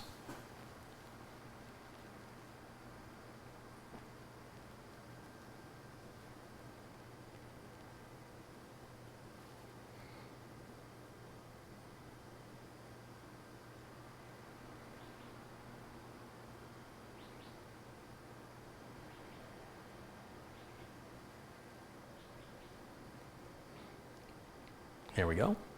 See, it's a pretty fast boot into Acronis. And then we'll go to, let's see, I need this mouse. We'll go to Recover, Browse for backup, and I want to go to the images partition on that flash drive. Let's see, Threadripper, no, Streamer. The Ryzen 1700 was what we had. Click OK. Ryzen 1700. I'll right-click on that and choose Recover. Recover the whole disk and partition. Next. Put a checkbox here so it's grabbing everything, all the partitions and everything, and click Next. Where do I want to go to? I want to go to the 2 terabyte Western Digital drive and click Next. Are there any options to resize? No, so I'll have to resize it manually, but that's okay. We'll hit Proceed. What's great about having an image is how fast it is. Basically, I could reinstall Windows clean, but for the amount of time it's going to take me to install Windows, then configure the things that I like, turning off indexing, turning off the restart on errors, the auto restart, going to Windows Update, grabbing the updates, installing the drivers, installing the graphics card driver, installing the PowerDirector software, installing the Team Viewer software, all the software that I normally install and use, putting the serial numbers in, product keys, activating. By taking an image with all of that already done, it's going to put it all right back just the way the system was, and should just work. I can go from Intel to AMD, or AMD to Intel, or Intel to Intel, and AMD to AMD. The Acronis is wonderful that way. It's really a really cool tool. That's why I don't care about hard drive reliability, and nor should you. As long as you have a recent system image, who cares if your hard drive dies? You just pop a new drive in and run Acronis. It'll take less than 6 minutes for this to complete, and everything's right back to exactly the way it was. In fact, if I had a virus when I made the image, then I will have a virus again. I am literally copying everything, every temp file. That's why it's best to do this when the machine is brand new, and you've configured it just the way you like it. Once you've got it the way you like it, that's when you image it. Almost done. Now, part of this is the size of the image that we're dealing with. That's why it's so fast. And the other part of it is that I have a very fast flash drive plugged into a fast USB port. Your fast USB ports are blue.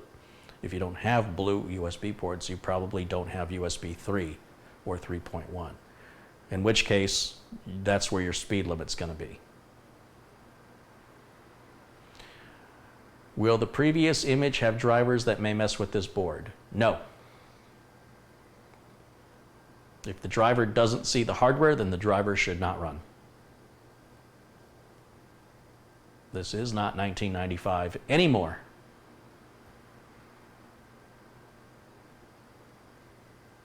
Almost there.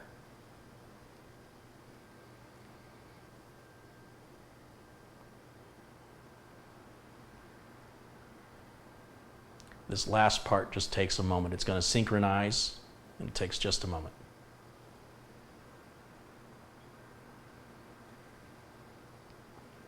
Chris Cooper says, I always do a fresh install and then transfer the files I want.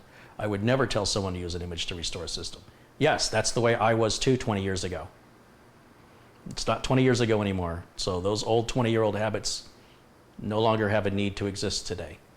This is a problem with people that have been in business for too long and they refuse to adapt to the changing technologies. Windows 10 is so far superior to any Windows operating system that came before it that exercising those same routines no longer applies. It doesn't hurt you to do it that way as long as you've got a lot of time on your hands. But you'll find that if you start doing things differently, you'll learn that you don't have to do it the way you used to do it anymore. There we are. We're done. We'll go ahead and click OK on that. Got to grab the right mouse. In fact, I don't have to click on anything. Just shut the machine off with the power supply switch.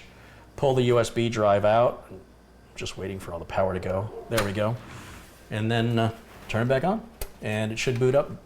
It'd be the streaming computer I remember. And then we're going to run Crystal Diskmark on it. We're going to see the drive performance on that SATA drive. Better be what I'm expecting it to be.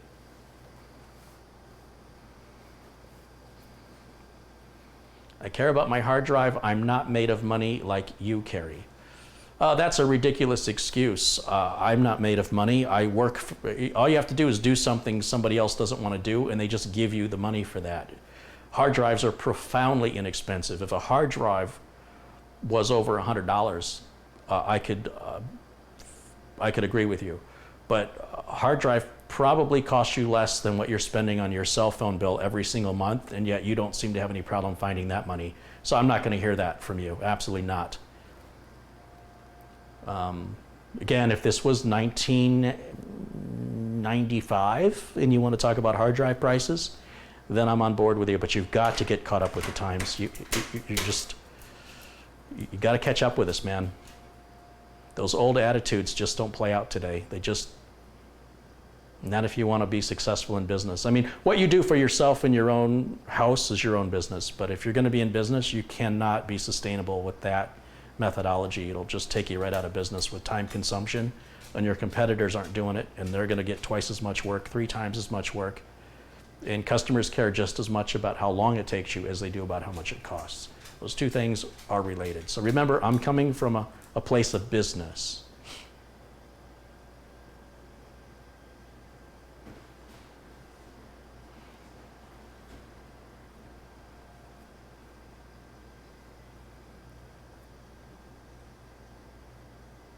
And I mean, you can get a brand new hard drive for $20. It's absolutely ridiculous how cheap drives are. I can't even imagine what you could find them used for on Facebook or Craigslist.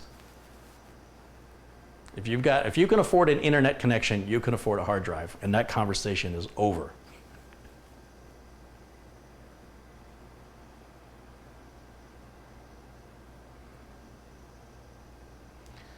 Here we go.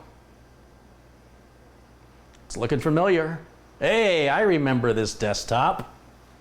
Welcome back. Are you going to work for me? Let's see, I need Crystal Diskmark, which is on this flash drive right here. Let's plug the flash drive in and get Crystal Diskmark off of there.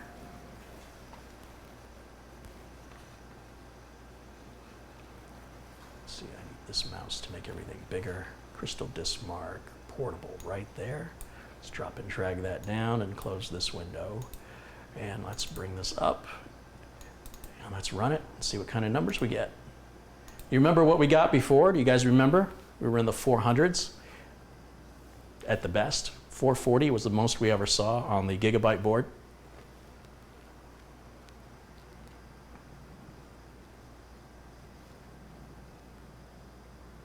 Ah! No, no, no, no, no. So what it sounds to me is this is an X470 chipset problem. This is what I've been able to conclude. There's something with the X470 chipset that prevents SATA from running at full speed.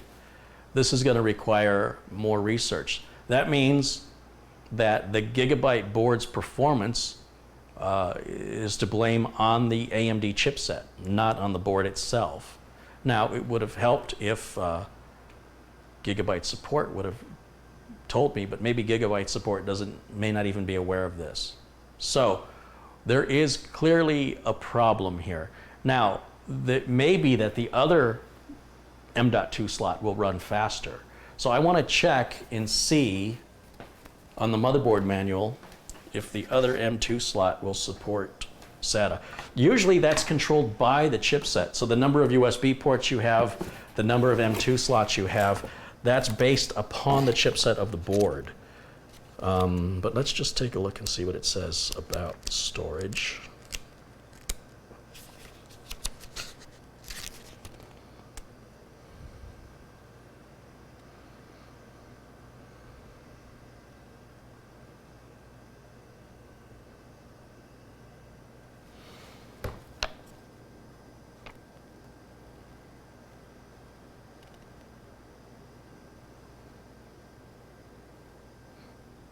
The M.2 socket, the second socket, shares the PCIe clock with the PCI Express 1.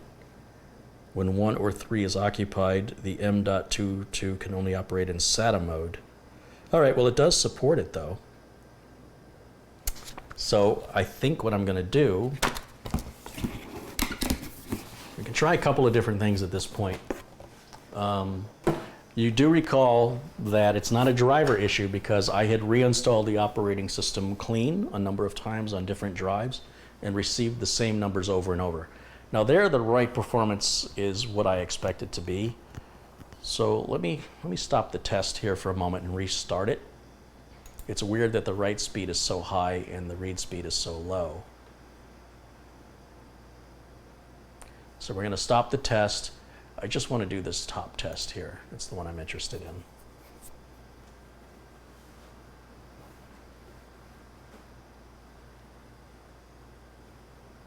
Someone's asking me about the version of Crystal Disk. You tell me.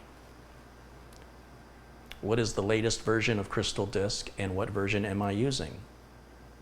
Nothing I hate worse than people asking me what color shirt I'm wearing. You know, asking me something obvious that's right in front of them. But, yeah, you look that up. You let me know.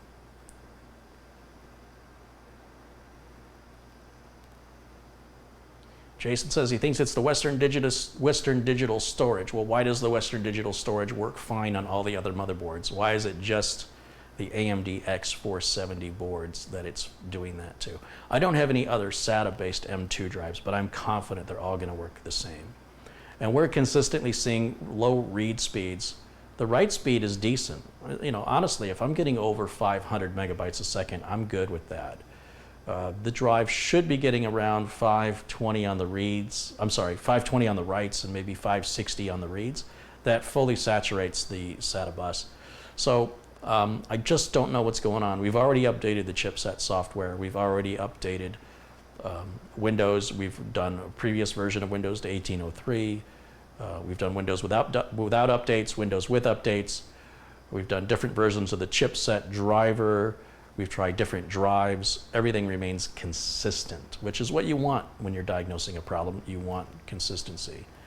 The chipset driver did, in fact, come from ASUS. That's what we used. And again, this performance is based, the only consistent thing with performance that we're dealing with here is the chipset. So this is clearly an X470 chipset hindrance. That said, that means that more than likely the Gigabyte board is fine and I can use it in another project, but I will try to, let's see, let's try and move the M.2 drive to another socket. Let's try that bottom socket, which I would rather use anyway. Let's shut this down.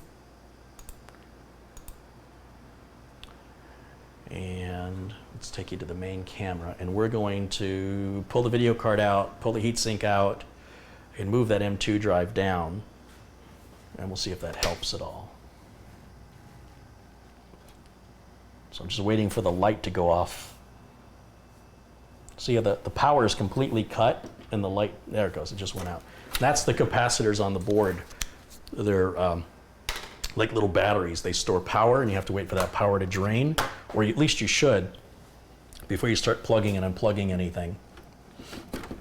So what I'm going to do is just simply move the M.2 drive. Just take me a second. And we're going to move it down to the lower M.2 socket. Now, I couldn't do this on the Gigabyte board because the lower M.2 socket doesn't support SATA on the Gigabyte board. I don't know why, but they're saying it does on the Asus board. Like I said, that's usually something controlled by the chipset. So if you're looking for, having a large number of USB ports, then you want to look for the chipset that supports a large number of USB ports. The chipset is what determines how many hard drives you can have and how many M.2 drives or NVMe drives, how many RAM modules or RAM sockets you can have, and what the maximum size of each RAM module and speed. All that's controlled by the chipset. So when you're picking a motherboard, you want to consider that you're picking one that's going to meet your current and future needs.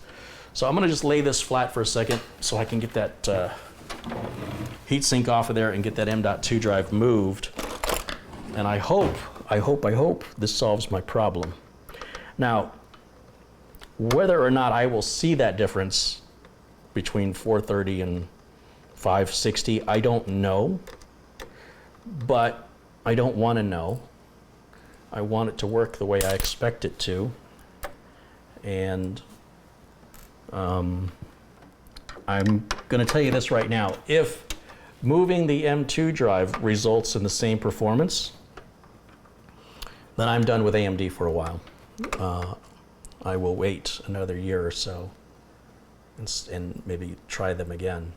And the streaming computer will be an Intel Core i7 8086K. So this is it. This is defining the future of AMD with me, at least the near future, based on the results of what's about to happen here. And you'll see that thermal tape, you don't have to cover that up or anything. It's not as critical as the thermal compound between the CPU and the heatsink. It's just added for the M.2. Like I say, it's not even necessary. It's just an added benefit if you want to use it. It doesn't hurt to use it. And let me just take this drive out of here. Whoop. Where'd that screw go? There it is. Thank goodness for a magnetized screwdriver. Let's get this out of here. And we can let the AMD fanboys say what they want, because we have reality and we know that we've paid for less and we've gotten less, if this is the case. So this is it. This is going to make or break AMD for me. Now, I'll still build an AMD system for a customer who wants one, but I will no longer recommend them or support them, because if this is a thing, it's ridiculous, unacceptable.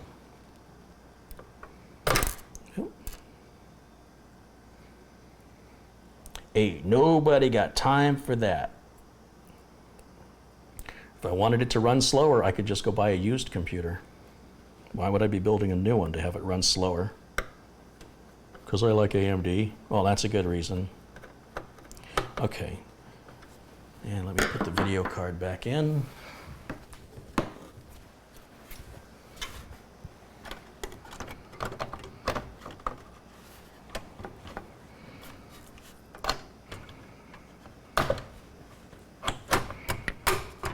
There we go. And then let's lock that back. Oh, wait a minute. I should put the heatsink back on.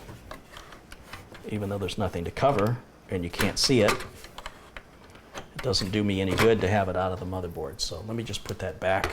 Looks like I got a little bit of plastic still on this graphics card.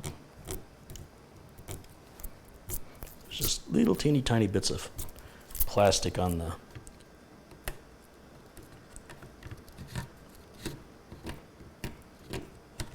these sections that are black on the graphics card. For some reason, NVIDIA left plastic, not NVIDIA, EVGA left plastic on there.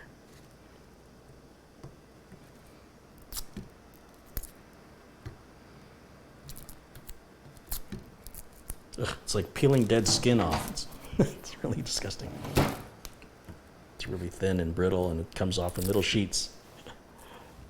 It wasn't causing us any problem, but it was causing my OCD problem because I kept seeing these bubbles. All right, let me put the heatsink back on here for the M2, the empty M2 socket.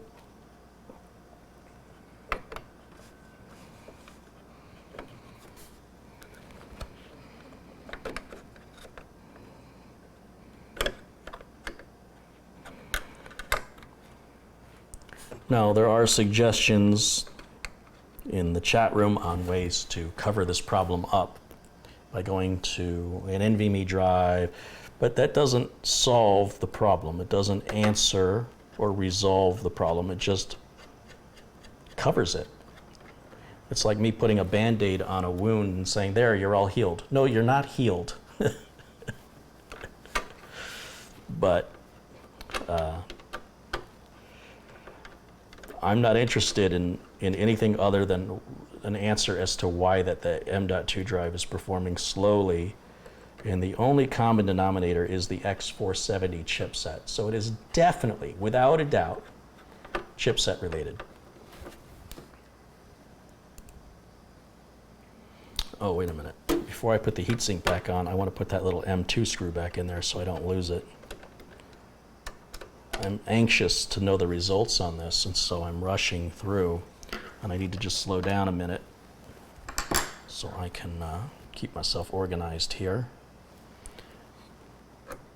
Better to spend 5 minutes now than 5 hours later.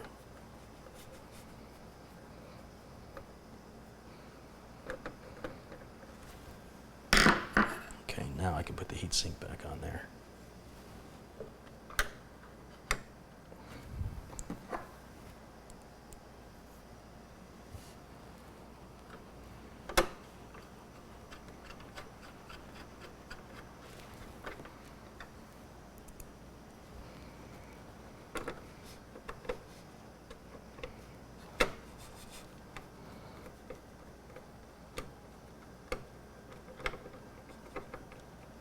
Okay, video card.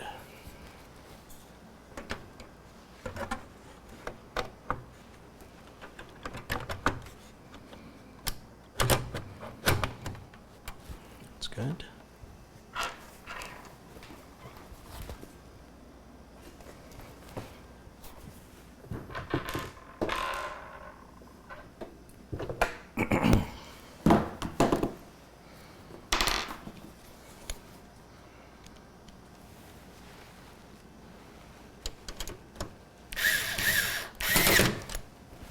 One. There's the other one.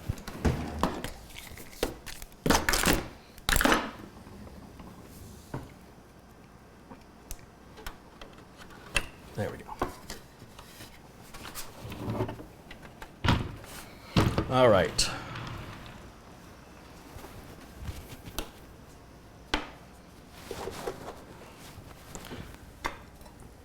Try this again. See if we have any better luck this time.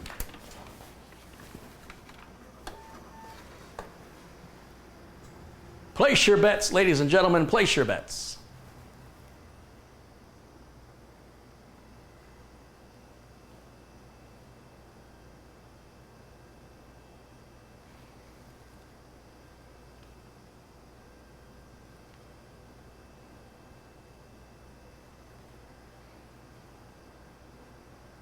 It obviously sees the drive, which is more than the gigabyte second M2 slot connector did.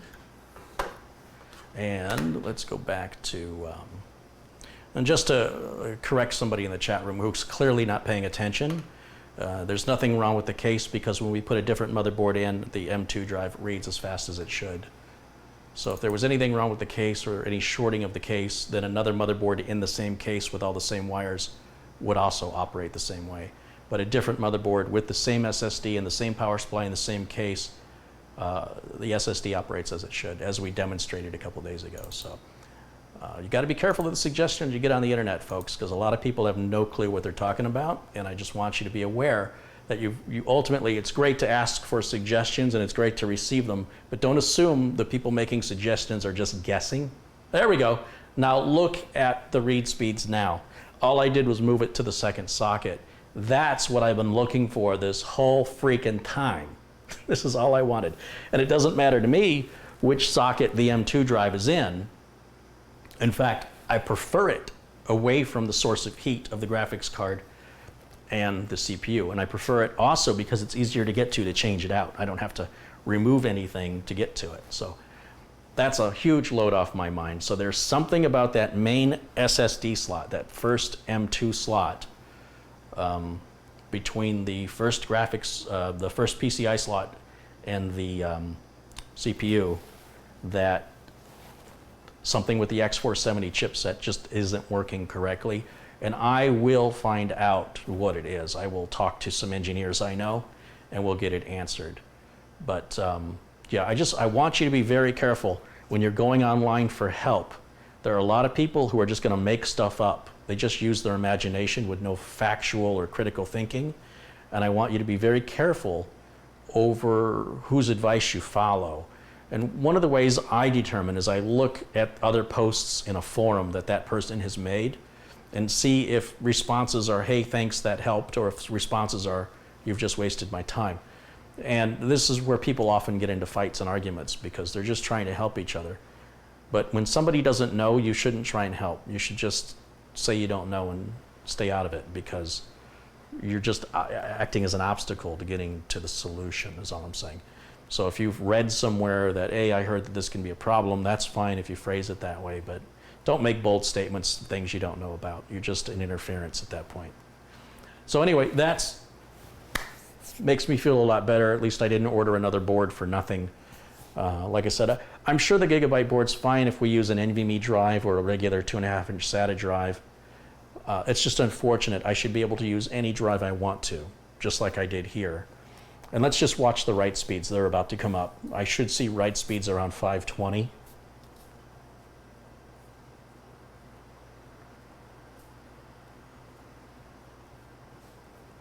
Yeah, and there we are, 522.5. That's beautiful. That's right where it needed to be. So again, we know it's not a power supply. We know it's not a case. We know it's not the CPU. We know it's not anything other than the X470 chipset. That has been the one common denominator.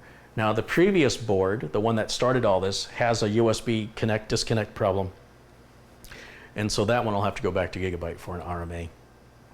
It's a different problem. And in old Threadripper, it's got a different problem. They're all AMD systems, and they have that in common. So at least now, I know what to expect if I'm going to recommend an X470 chipset. I won't do that to a customer that wants to do what I'm doing, or if I am, I know I have to use the other slot. I have to make sure that that's going to be available for use. It helps to know these idiosyncrasies of the chipsets. I just don't expect that in this day and age. I don't expect us to be walking backwards. And that's what AMD is doing here. And clearly nobody knew this. This chipset's been out for how long? And nobody's encountered this before? I'm the first one? Really? Really?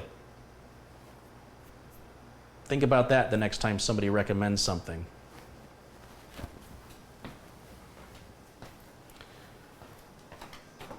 All right, let's get this up here.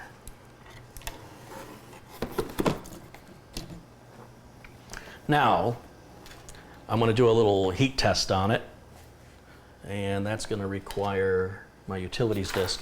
And we'll run Prime 95 and monitor the heat on it for 15 minutes and see what the results are. But there's our final benchmark numbers. This is what I was looking for the other day. This is what I was expecting, because that's what I've been seeing for a couple of years now. So for AMD to go backwards, I don't get it. Whatever it takes to save a buck. You want to go a little slower? Come over here to AMD. We can go a little slower. But don't worry, we'll save you money. Yeah, you're costing me time. I'm really upset at AMD on this. Unacceptable. But at the end of the day, it is working. It's just ridiculous. Very valuable to know this information, by the way. Let's see, let's get PC testing software. Let's grab Prime 95 and let's grab HW info and bring that down. Okay, let's start HW info.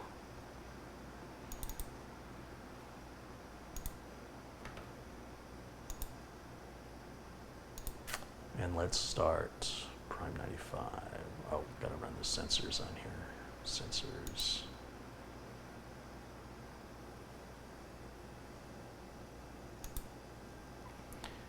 And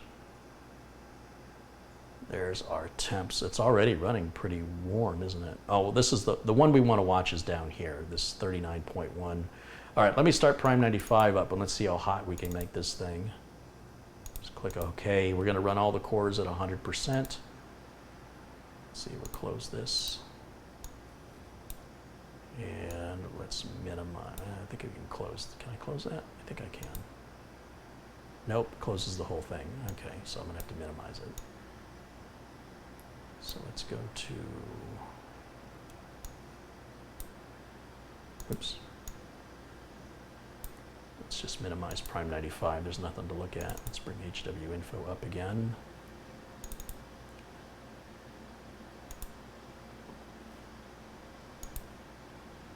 Sensors only. And continue.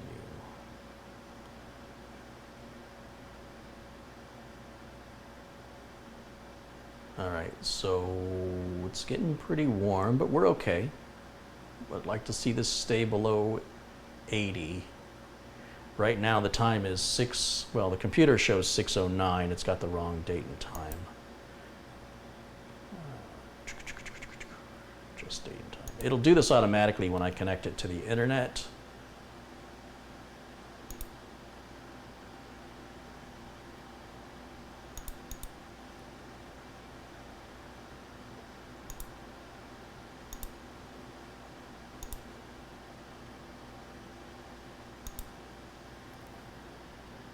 It's 3:11 my time.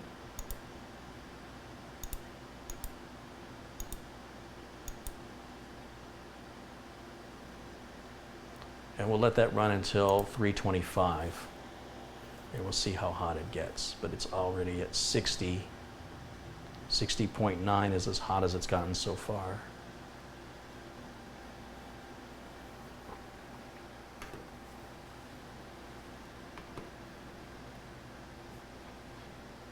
It's cranking up. You can hear those fans cranking.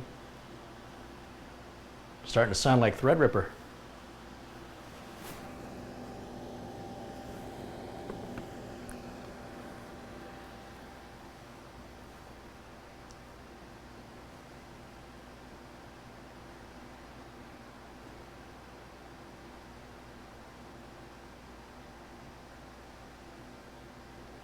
Carey, the top M.2 slot is PCIe to CPU and the bottom is PCH. I have no idea what that's supposed to mean. They both should be tied to PCIe.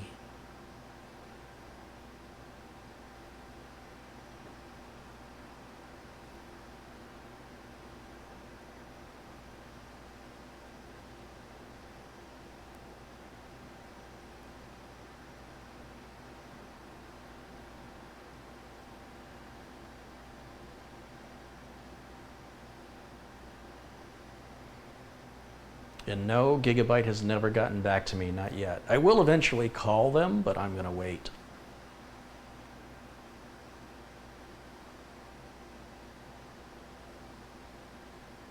Christoph Esch has contributed €2, and he says, congratulations, Carey. Well done, diagnostics. Thank you, Christoph.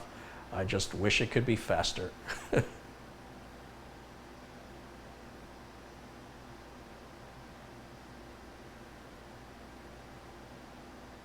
Remember that DVR mode is on in the video, so if there's any part of the video you've missed, you can always just rewind the video right now as you're watching, just like you would rewind any other YouTube video, and then come back and catch up with us.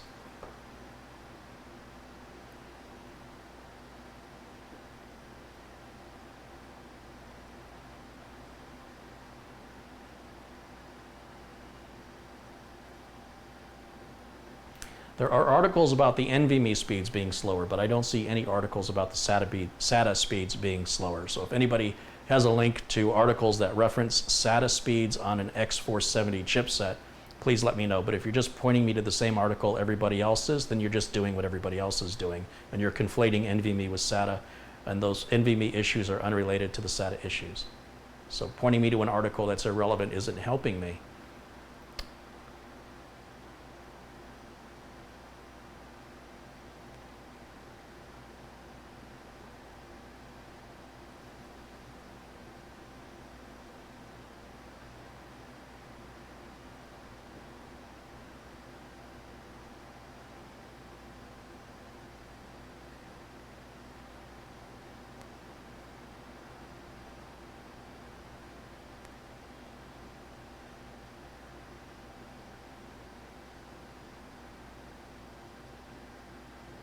But that fan's working today though, isn't it?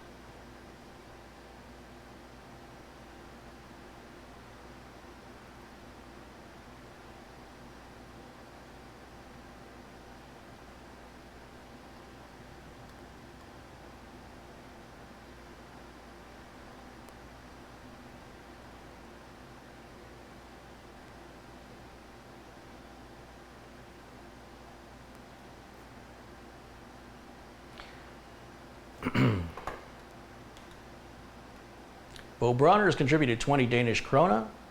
You just calm my Asperger. Well, I think the importance here is, you know, you've really got to, sometimes people get in your face and they're like, they're so clueless. And so when I was growing up, if you were clueless, you kept your mouth shut. That's what I was taught. But today, everybody speaks their opinion, whether or not they have any facts. So there are a lot of people in the chat saying, did you try this, did you try this, did you try this? Because they can't be bothered to watch the diagnostic video and realize all the things they're asking have already been covered. So it's sort of like, it's sort of a narcissism.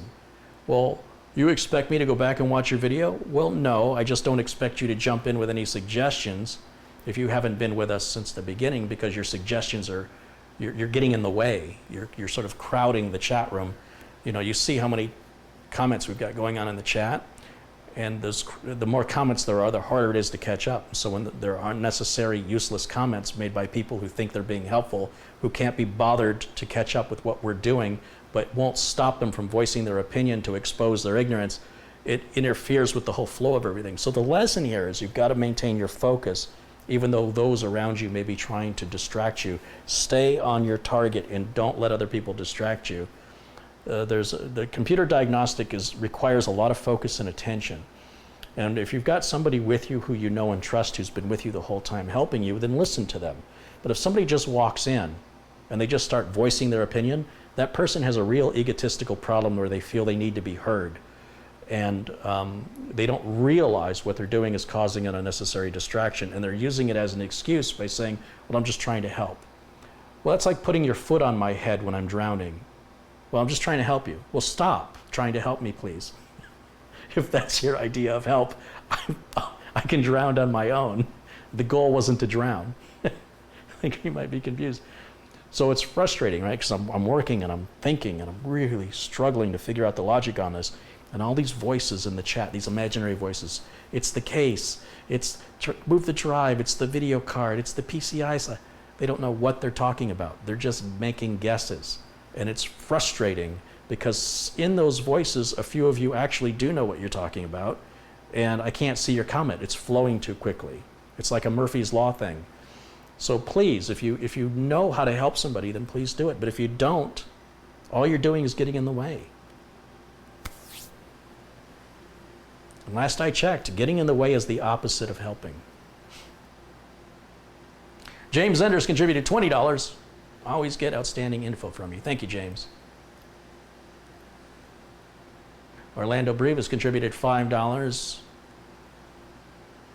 Posted a computer scam number. Well, there's no shortage of those. They're not hard to find. Thank you for supporting the channel.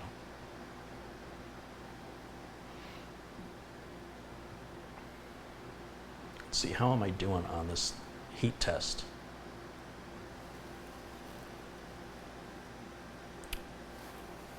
(72 degrees Celsius). Okay. That's okay. We'll let it run another 6 minutes.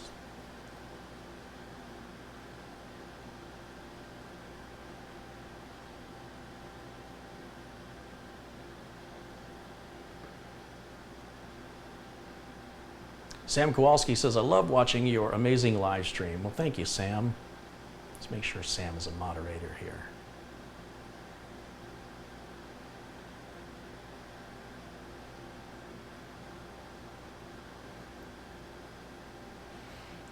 Francois says, bad sheet metal. You've obviously been a viewer for some time and you know that story. Moderator status for you.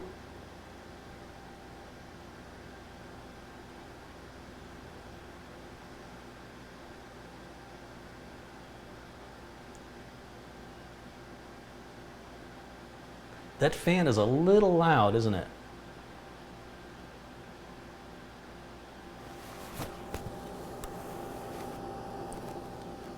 This is supposed to be AMD's high-end fan, and I would argue that it's the opposite. This appears to be AMD's lowest fan, and all they did is add lights to it and say, now it's our high-end fan because we added lights to it. Are people that stupid? They go, oh, it's got lights, therefore it's the better one? Because the other AMD fan that I was using, this one over here on what was in the streamer before, this fan seems far superior in noise and mounting. This fan right here, that you can see up in the upper corner there. I think you can see it. Let me see.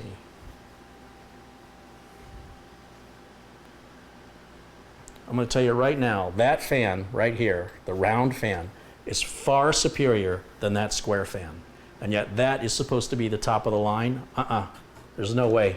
That's the top of the line. If you want a fan that actually cools, and you could care less about the RGB, and you want a fan that mounts securely, this fan is superior to that fan. I'm telling you right now.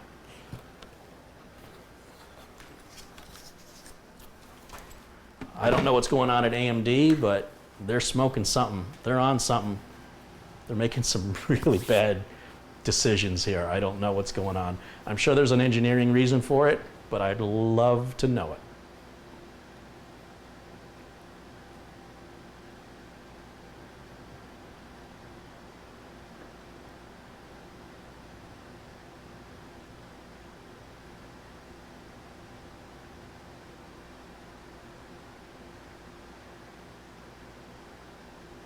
Matthew's like, what did you say? Exactly, it's that loud. I mean, I can't even hear Threadripper anymore. That's how loud that is. That's not good. But I can always change the fan out if I need to. I can go to a, this case isn't gonna hold a liquid cooler, but I could go to, well, the Liquid Maker 92 would fit on there. I don't know if it would cool it adequately, but it'd fit. Or I could go to a, probably a Scythe cooler, I bet would fit on there too. That's probably what I should do. Go to the Mugen 5 on there. That'll solve the noise issue. I don't need these stupid lights. That's just not helping anything. All right, how's our temp now? Maximum is only at 73. We got 3 minutes left on the test. So, I mean, it's doing its job. It is cooling. It's just making sure you're aware. Hey, just want you to know. I'm working over here. If I work as loud as possible, then you'll appreciate me more. Planet Cryos has contributed $5. He says, your info is worth $1 million, but you'll have to settle for $5. Well, I guess I will. Thanks for supporting the channel. Magni Johansson's contributed 269 Norwegian krona. Thanks for letting us learn with you, Carey. Well, thanks for joining me, and thanks for not interfering. That's the greatest part, is when, you know, we can all enjoy the experience together and not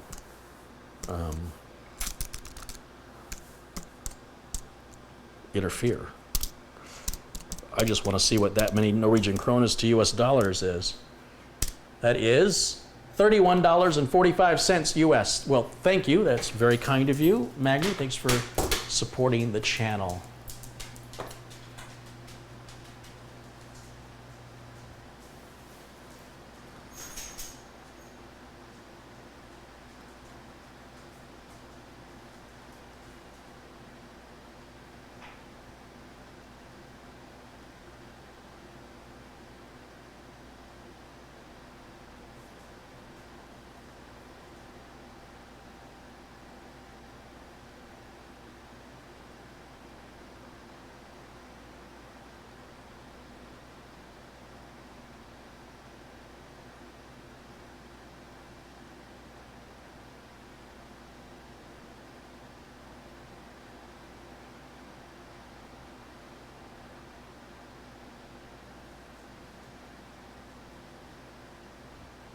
Harley Davidson of fans.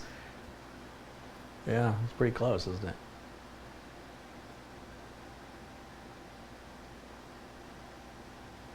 Is there any pizza left? There better be, because I'm the only one here. Unless I've got a pizza ghost.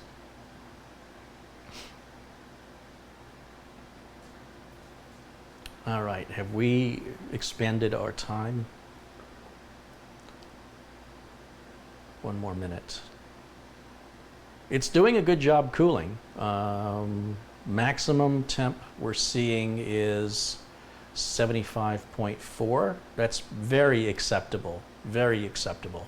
So the cooler is doing its job. I just wish it would do it quieter, probably because of the size of the fan. You know, the Evo 212 and the Mugen 5, they have a larger fan, and a larger fan moves more air at a slower rotation, which makes them quieter.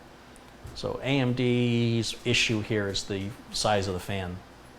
That's why it's so loud. But it does work. It is clearly working. And that's it. That's 15 minutes with all cores running at 100% flat out. And then watch what happens. Watch how fast it cools off when I bring the Prime 95 software to a stop. We'll go right up here and we'll say, so what I want you to watch, let me bring this down a little bit.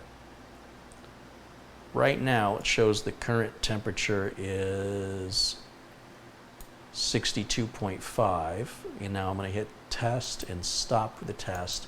Now watch that current temperature, watch how fast it drops right here, and listen to the fan.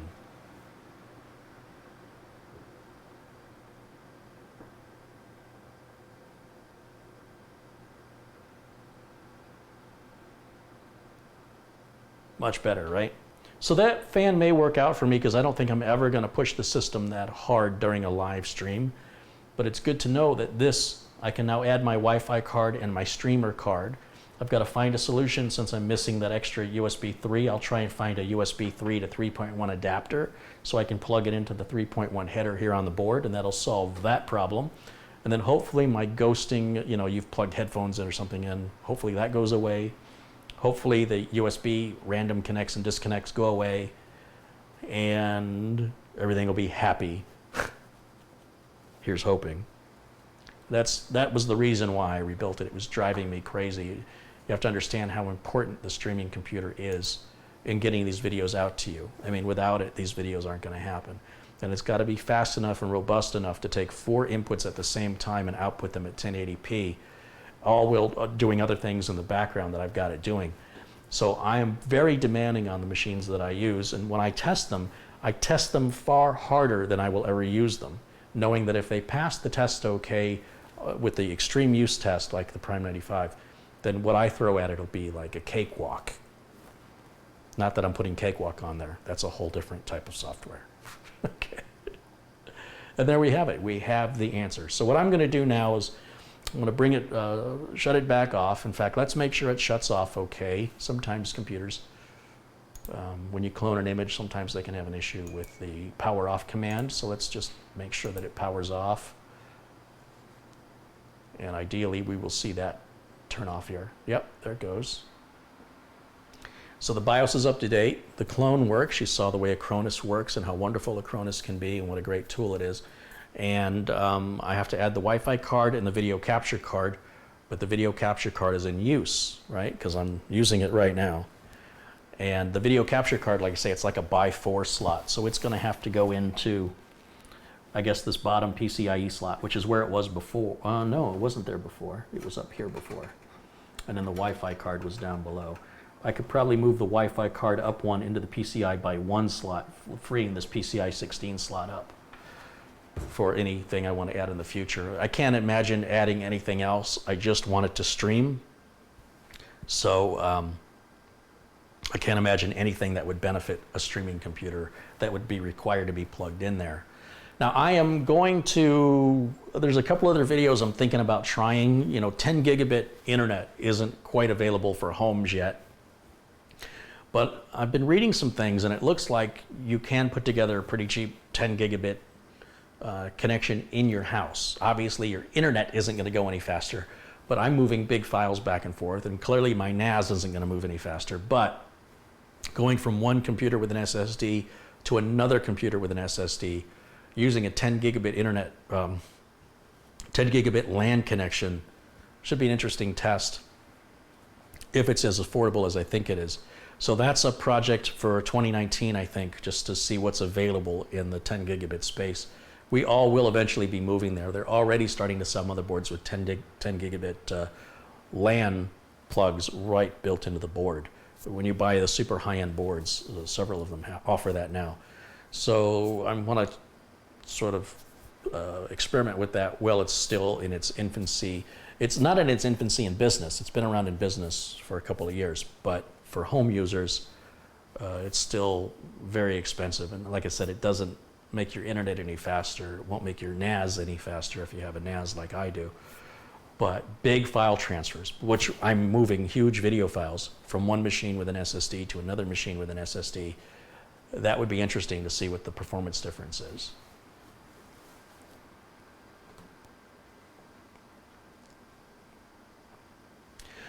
Kevin Lavis has contributed £2. He says, stress tests on my 8086K and didn't go above 56 degrees centigrade. That's amazing if you're doing the same stress tests I'm doing.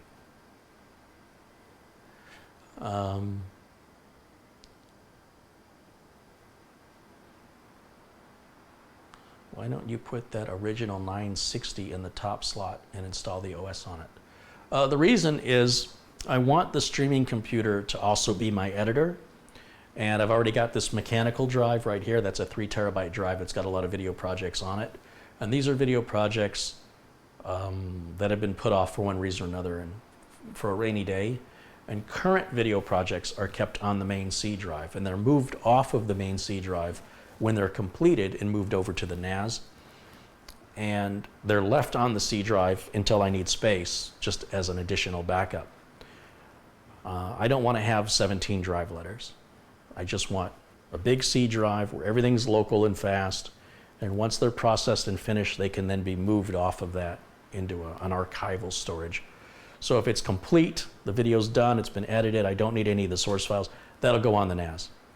If it's in progress, it stays on the C drive, unless it's like the build I did with my father in October of 2017. That's a project that's been put off because I've hit a point there that I've got to use my creative imagination to figure out, and I don't have time for it. So it gets moved to the hard drive. So the C drive, I need as much what we call a scratch disk. We need as much of that as possible for projects. And that's how I personally choose to categorize and organize when you have as many projects going on as I do. There are at least 36 projects sitting on these drives in some form of editing or processing. And when they're completed, then they get moved off onto the NAS to free up space on the drive. But because this drive is brand new, I can actually afford to leave those files that are finished on there until I start running out of space, just in case the NAS breaks and I lose everything. All the final projects are obviously uploaded to YouTube, so I can download those back from YouTube if I need to. But if YouTube were to suspend my channel, let's say, then I could take all these video projects that I've saved and upload them elsewhere, even provide my own service if need be to make sure that I continue to operate and not have YouTube shut me down. To be able to be self-reliant and independent is very important to me. But it's also important to be organized and know where things are, so I know what needs work, what's done, and what's currently in the oven cooking, if you will. So that's the reasoning and logic behind the layout of the system.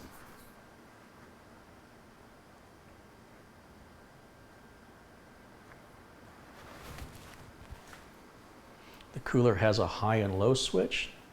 I seem to recall seeing that on one of the coolers. Was it this one that had that? But you know what? It was cooling really well. So, and again, a cooler with a high and low switch on it is something Intel did 10 years ago. We shouldn't be doing that today. You just need a bigger fan. But I seem to recall pointing that out on this fan, that I seem to remember a high and low switch on it. I'm just going to leave it as it was out of the box. There's even a couple of cables you can plug in. One goes to USB 2.0 and one goes to an RGB header. And I think I'm just going to leave that for right now because this case doesn't have a window. And Do you guys care if my computer lights up when it's sitting off camera and you can't see it and I need it to stream? Do you guys care? Because I don't care. I just need to be able to stream reliably. And since I've turned XMP off, Thready hasn't crashed yet. So maybe there's an XMP incompatibility with the RAM I've got in Thready over here. Like again, if that's all that's causing that problem, I'm happy to leave XMP off. I've never seen a real world performance impact of XMP on or off. I've never seen any. I can run benchmarks and see the difference, but using the computer, I can't tell if it's on or off from using it. So it doesn't matter to me. I just need it to not crash. Ivor Murray says, Carey, just want to let you know I received my case badge. Thank you. I followed your channel for years now. Brilliant, educational, and great humor. Thanks for all you do. I built a system thanks to you. That's awesome, Ivor. Thanks for supporting the channel, and proud of you for building your own system. Way to go.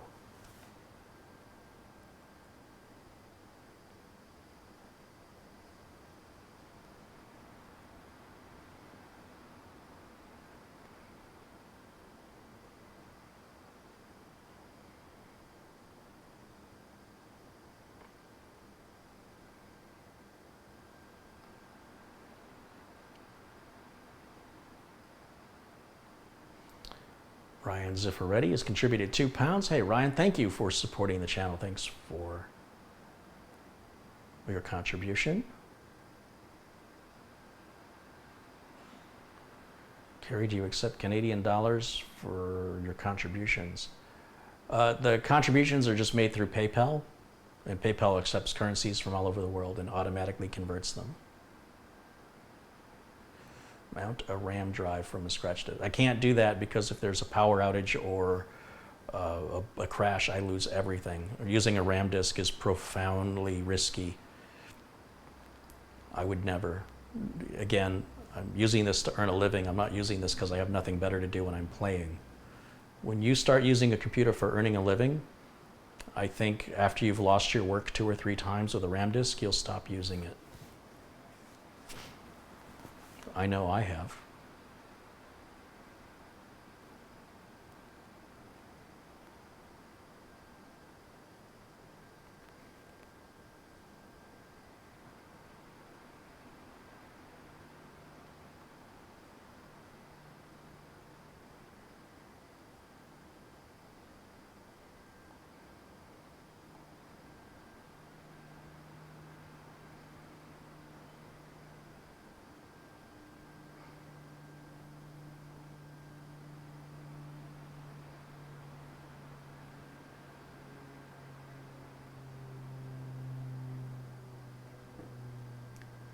Okay, so any final questions? This is your time to ask. Otherwise, we're going to wrap it up for today.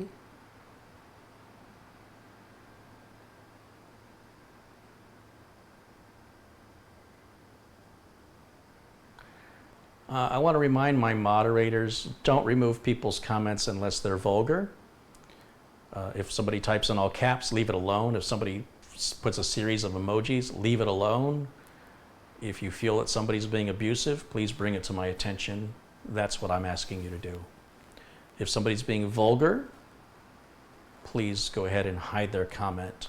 Please don't time out anybody, and please don't remove anybody. That's my job. Please allow me to do my job. But with so many people watching live, you may have to alert me a couple of times and make me aware so I can scroll up and find and determine the proper course of action. Because otherwise I will remove those people from being moderators if they won't follow that simple request. I do appreciate that your heart's in the right place, but I don't want you costing me viewers and hurting my channel because you're overzealous. So let me just bring it to my attention. That's all I'm asking you to do. And thank you for doing it.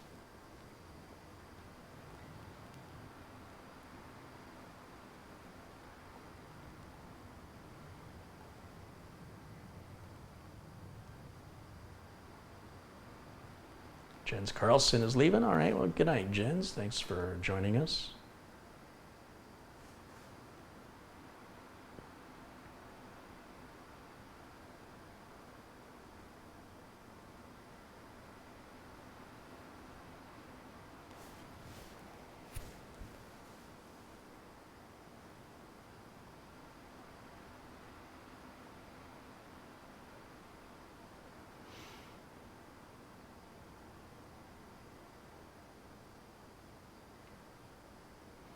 Mike Parrott says, thanks for all your time and help. I like your videos from Montreal, Quebec. Well, thank you for your kind words and your support.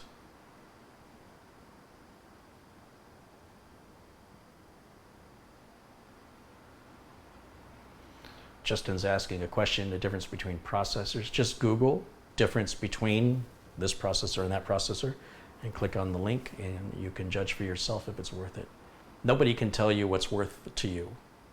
Nobody knows how you value things, so you really have to decide that on your own. There's a reason why 2 chips exist, and one is not to rip people off. That's not one of the reasons. It's for meeting the needs of different people. Because you're a different person, we're all different people, and we don't know who you are. We don't know anything about you. We can't recommend what's right for you. But I know you're capable of determining that yourself by just Googling this versus that, and then read the articles that appear there, and you can read the benchmarks and see what's important to you and what fits your budget. John Edwards has contributed £5. He says, great video as always, Carey. I just ran Prime 95 on my new system, and the highest temp I got was 67 degrees Celsius. That's great. Yeah. You really just, as long as you're under 80, you're fine. And in fact, if you get into the 80s, you're okay. But I get a little nervous. I'm a little uncomfortable with it hitting the 80s. And I would consider replacing, at the very least, the thermal compound, make sure that's right, reseating the heatsink, and make sure that everything's installed correctly. And if it continues to run hot, you can ignore it, or you can replace the cooler with a better cooler. Brendan Looney has contributed £2. Thank you, Brendan.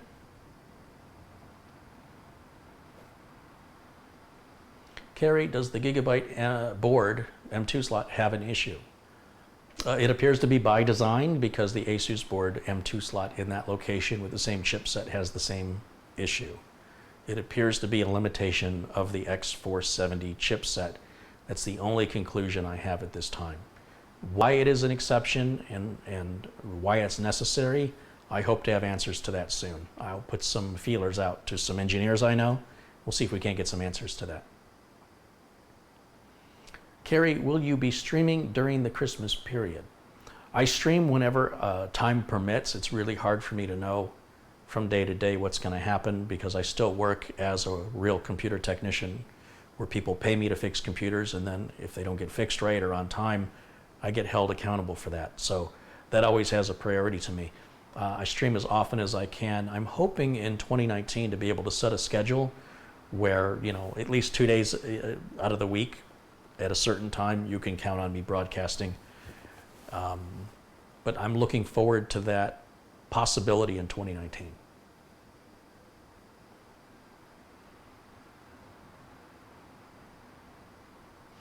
Making sure my last $2 got to you. Did you donate again? Oh, there it is. Bryant Kairos has contributed $2. Here is on the go dollars. Okay. Thank you. Could you make a loop for Christmas time so we can talk on here? You know what, Catherine? That's a great idea. That is a great idea. To maybe Christmas Eve and Christmas Day, run a loop of the builds, have them broadcasting live, but it'll be pre-recorded stuff that was done live previously. So all you guys can jump in the chat room and talk, whether you talk about the video or talk about something else. That's a great idea. Thank you for that. Yeah. If I can't go live, then that's what I'll do. I'll run like a 24 to 48 hour live stream of previous content, and that way the chat room will be available the whole time. Do you take Saturdays off of work? I don't take time off of work ever. From the moment I get up until the moment I go to bed, 7 days a week, I work. If I don't work, then I don't make money. And I'm not in a position financially to not make money. There are times when I have to run errands. Today before the show, I had to run to the post office, I had to run to the bank, I stopped by the pizza place and picked up the pizza, I had to get gas in the car. And then when I got home, I had to move all the equipment, get everything installed and configured, and that's why I started my timing was just a couple minutes off. You know, I was so close, but I was go, go, go, go, go. And then once I'm done here, I've got to finish this up. I still have the Australian computer to finish up and get that shipped out. And there's a mountain of things that have to be done about this big, including laundry and dishes and feeding the dogs. I had to take the dogs to the groomer on Saturday. It keeps me busy. I always say it keeps me out of jail. Nigel Baptiste has contributed $10 and says, happy holidays. Well, happy holidays to you, and thank you for your generosity and contribution and support. Nigel, that's very kind of you. Carey, what happened to the train PC you were building? I took the parts out of the train PC and put them into the N case, the M case N1, or is it the N case M1? Either way, and now it's slow. You know, it's a Core i3 Z97, or is it Z87? It's old. Mini ITX. So I've ordered a new Mini ITX to go with that AMD Ryzen 2400G that I was using in diagnosing this yesterday. Or was it the day before yesterday? I can't remember. Day before yesterday. And so I'm going to pull the Mini ITX Z97 i3 out of that N case M1, replace it with the Ryzen 2400G with 16 gigs of RAM, and put that in there, and hopefully that can be my Twitch streamer. Because right now it doesn't have enough power to stream. It's just a few frames of video play and then it stops, and a few frames play and it stops. And I'll take that old Core i3 and that Z97 Mini ITX. I'll throw out one of those Silverstone cases with one of those $30 power supplies from EVGA, and then I'll sell it on Craigslist or something for, I don't know, $100. I'll throw a 120 gig SSD on there, or whatever I've got laying around that's used. I'll just grab all the little used stuff. And it'll be a fast little computer for somebody that wants to, you know, browse the web, use email, pay bills, get some work done. It'll be great. Not ideal for a gamer, but for anybody else, it'd be a great little cheap, reliable computer. And then there's a couple others from spare parts that I'll sell as well. The interactive build that Mitch and I need to get back to work on, we need to talk about getting that wrapped up, and then that will be perhaps offered for sale as well. And there's a gentleman that's been editing videos for me, and he's doing a very good job. You'll see his name, Crazy Vera. He's editing on like a Pentium D with 2 gigs of RAM. And I asked him if he was in the US. He said he was in Texas. I was thinking of maybe slapping together something to send to him, because even the oldest, slowest stuff I've got is still better than what he's using. And I mean, if he'll use it to edit videos for me, you know, I'll see what the best things is I have got laying around to send to him to encourage him to keep editing for me, because he's doing a great job. And it's hard to believe he's doing it on a system that old. It's very time consuming. Ben DeCure says, great job today, Carey. Glad you figured out the problem. Yeah, you and me both, Ben. Thank you. What about the chipset experience, Asus versus Gigabyte? They're the same chipset. There's no difference. Do you have a link where we can buy the train case? Oh, the train case, they stopped making that a long time ago. If you're in the United States and you want to buy the one I've got, you'll have to send me an email. I would certainly consider selling it. It's sitting as a conversation piece on a table. It's empty. All the parts have been removed except the power supply.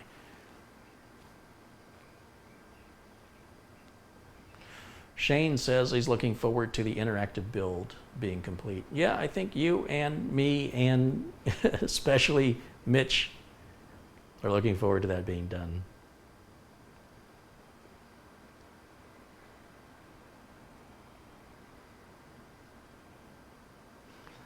Was the motherboard the issue? No, the chipset, the X470 chipset appears to be designed in such a way that the top M.2 slot does not perform in SATA mode compared to any other chipset from any other manufacturer going back 3 years. For some reason, AMD has gone backwards. I don't know why, but I will look into it and find out why.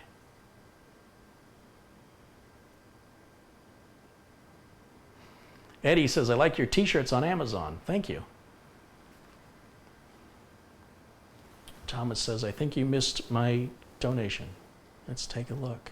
I hate it when that happens. Let's see, Thomas. Oh, there it is. Thomas Carter's contributed £5.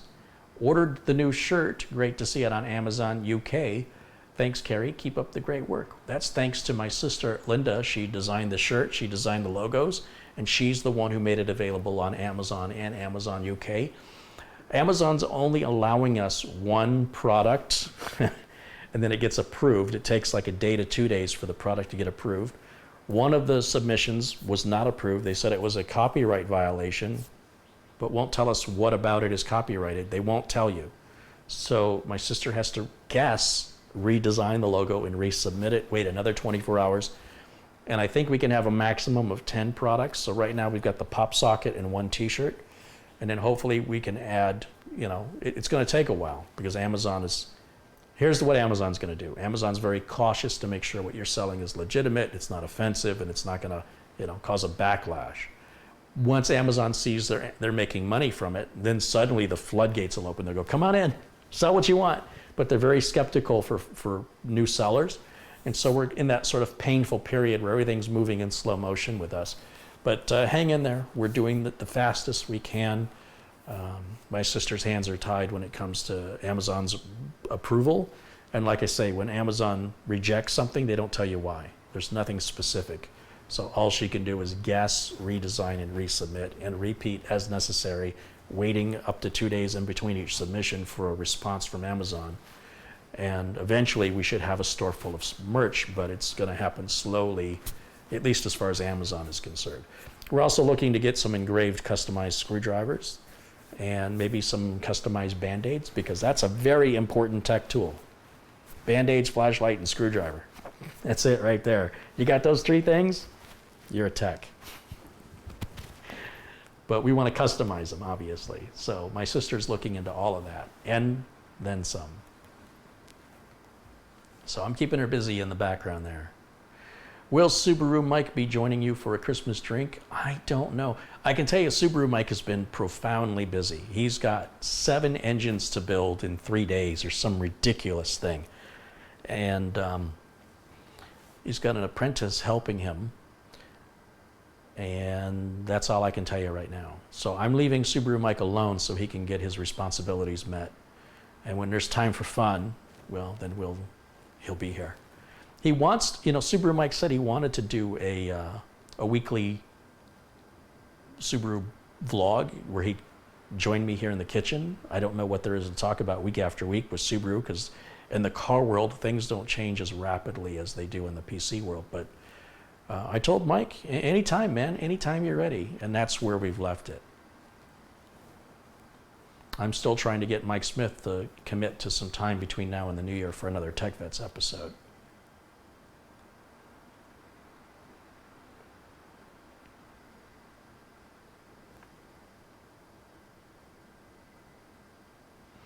Catherine says you should have your own shop website. Shall I make you one?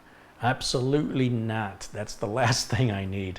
If you go to careyholzman.com, it takes you here to my channel on YouTube, and that's the way I intend to keep it. I think of websites as sort of old school. You know, it used to be a time when everybody had their own website. Now it's been replaced mostly by Facebook. All the things people wanted to say on their website, they can say on Facebook.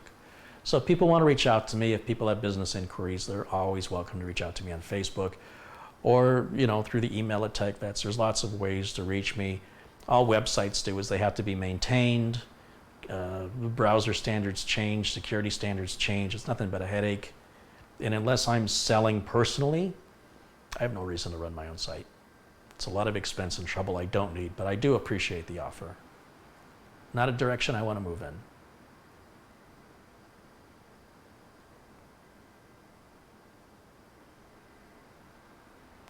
Working on my Superman curl. Is that what's going on, Shane? My Superman curl. Wow. Let me get my cape. Mitch Morrison's jumped in the chat. Mitch says, hello, I'll have a drink with Carey. That sounds good, Mitch. We should do that. After we film, though.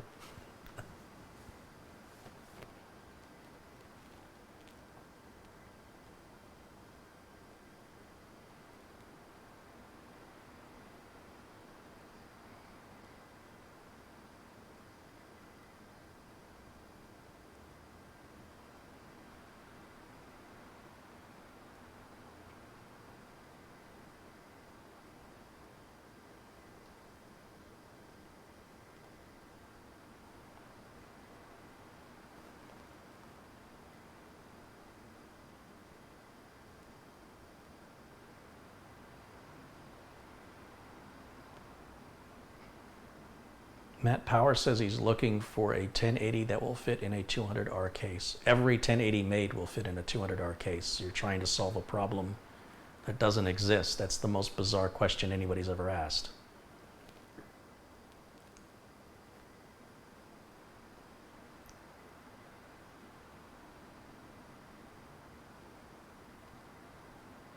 What will the main use for Thready be? Ideally, if I have a studio, Thready will be in the background. Everybody's name will be displayed, and it'll be turned on, and all the lights will be blinking and flashing, and even maybe have it on a rotating platter that, you know, spins it left and right. It can't go all the way around, or the cables will get wrapped up, but it could sort of move left and right. I don't know if it would be used in streaming, but it would certainly be used in editing. My goal is to use it for editing because of how powerful it is. That said, I haven't noticed any performance difference in editing with Threadripper versus the 1700. And now that I've upgraded the 1700 to a 2700X, that can only be better. My concern is the noise on Threadripper. And my thought is to replace it with the Nuka-Cola case. But ideally, if I had a proper studio, then I would have Nuka-Cola on one side, Threadripper on the other, and all the lights blinking and everything. They're gorgeous. You know, once all the cable management's done on Threadripper and it's all pretty. Same with the Nuka-Cola. They'll be pretty to look at and be nice set pieces. And ideally put them to work for, you know, Nuka could be the streaming PC and Threadripper could be the editing PC. Then I have my office PC, which currently is the Intel Core i5-8400, which I plan to replace with the Xenos case once I have the resources to buy a 9900K and a micro ATX board that will meet the requirements that I need for the Xenos case. And then I think that leaves the build that Mitch and I are doing. That'll be offered for sale.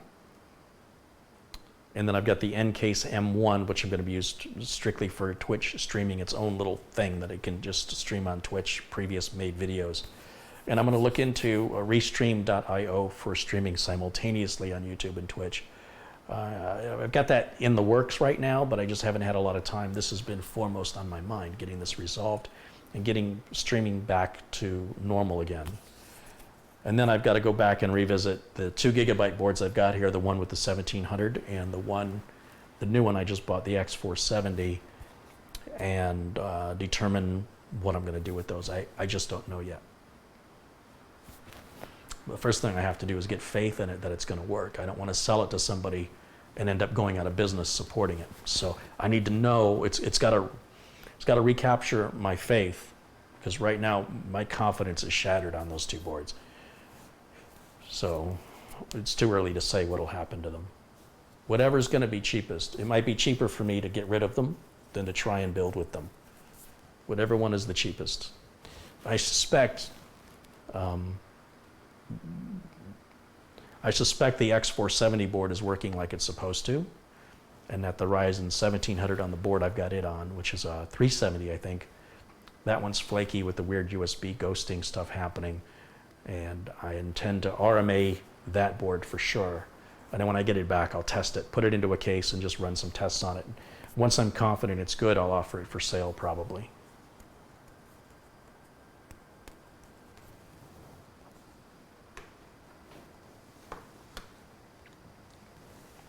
Winston Anglu has contributed $2 It says, your ideas are beautiful. Oh, shucks. Thank you, Winston. Do you repair laptops and all-in-one PCs? If the computer needs, if it's a hard drive or RAM related problem or an operating system problem, yes. But if it's a circuit board, power delivery, anything like that, that's all custom-made components in these computers you're describing. Those components are only made by that manufacturer, and that manufacturer determines what price those components are going to cost. There's no competition. There's nothing you can do. And in most cases, when you add the cost of labor onto the cost of the parts, it's cheaper and faster to get a new machine with a whole new warranty. So if somebody brings me a laptop or an all-in-one PC and it's just slow, I can fix that. If it's crashing, I can fix that. If it won't turn on, I'm not fixing that. If the screen is cracked, I'm not fixing it. If, anything that involves replacing a circuit board or a screen, there's far too much labor involved, the parts are too restrictive, and the risk of not fixing it right the first time and having the customer keep coming back and being upset with me, it's not worth it. Now, there are other people who do that work, and they obviously do it better than me because they're able to sustain a business. I can't spend my whole day working on one customer's computer. I will go out of business. I mean, unless that customer's paying me really well. Usually the reason why people have things fixed is because it's cheaper, but we're entering a time, at least here in the United States, where it's often more expensive to repair a PC than to replace it if the PC is out of warranty. So if you're going to buy a tablet or an all-in-one or a laptop, I strongly recommend the extended warranties on those. And once your warranty's out, consider it disposable. When it breaks, it's time for a new one. That's my advice to all of my customers.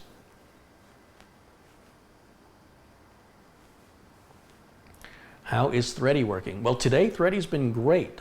Chrome hasn't crashed at all, and the streaming hasn't crashed at all. And all I did is turn XMP off in the BIOS. So it's either coincidence, because it is an intermittent problem and it just hasn't reared its ugly head yet, or XMP was causing it.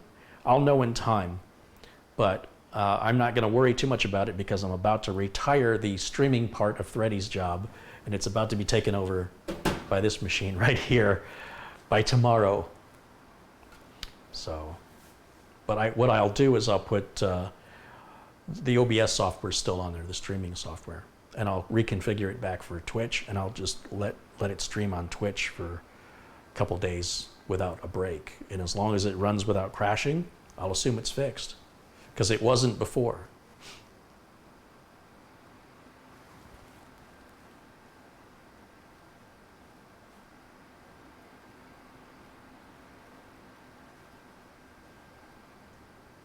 Tim Kelly fixes laptops. Yes, he does, and he does a very good job of it. Tim is the man.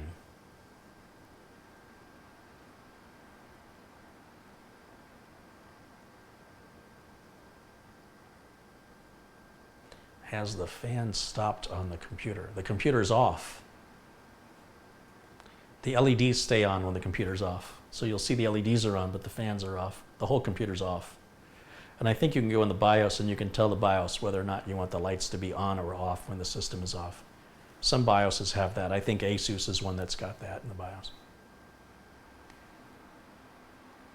I think I might just buy a BioStar motherboard just for grins and compare it.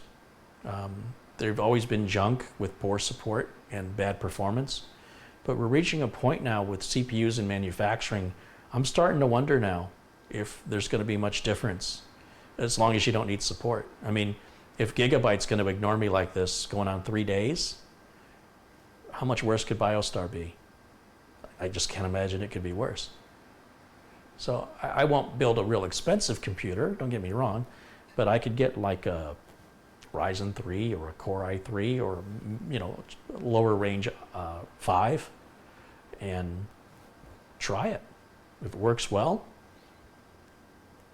that may be a good solution to send over to Crazy Vera. A nice, cheap, new computer, put a 1050 graphics card in it, throw a small SSD in there with a 2 terabyte mechanical drive, something cheap, and then ship that off to him, and hopefully he'll still want to make videos for me.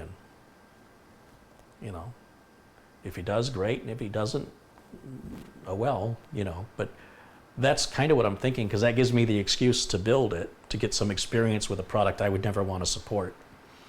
And at the same time, help somebody out. At least I hope I'm helping him, because if it turns out to be nothing but a nightmare, then I'm actually hindering him, which isn't my intent. I don't know what I would do if I sent him a computer for free and that computer just kept crashing and crashing and crashing.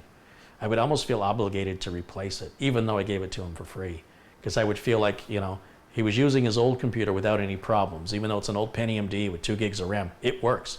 It's just really slow. I would feel awful if I sent him a new computer for free and it just crashed and crashed and crashed. Honestly, I would probably feel obligated to send him another. I don't know how I would afford it, but That's why I say it's, when you help somebody, you really should accept accountability. And if you're not going to, then don't help them, because otherwise you're just getting in the way. And I don't want to be a hypocrite. I got to think about that.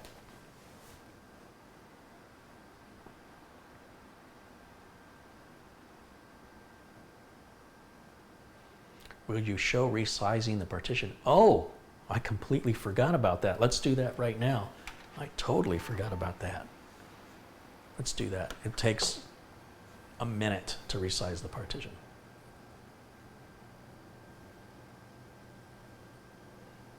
Let's see how fast this thing boots now.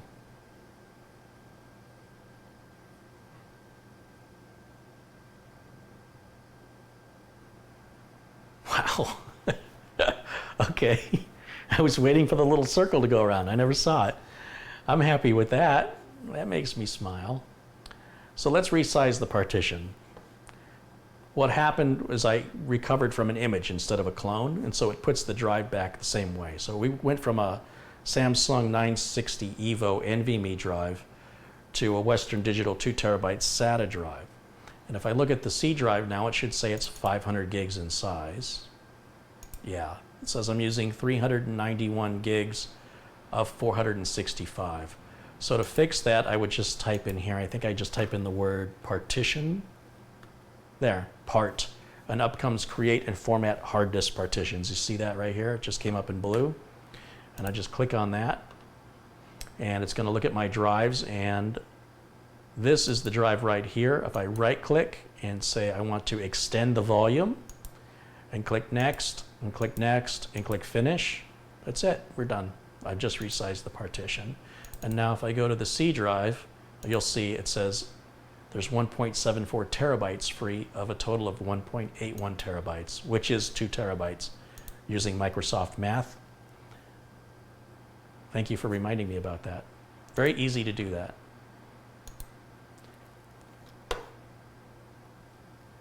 Any other questions?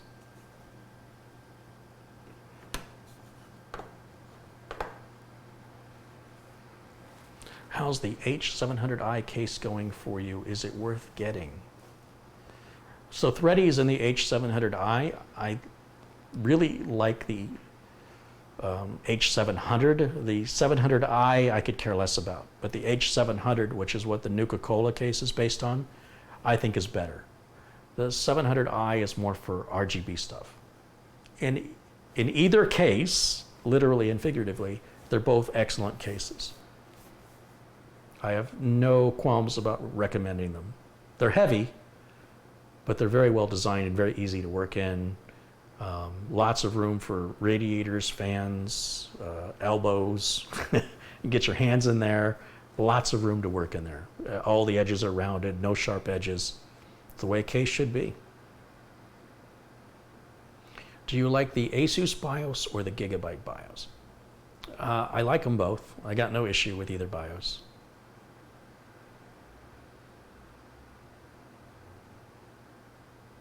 Carey, what is XMP? Extreme Memory Profile, XMP. You can Google that to learn more about that.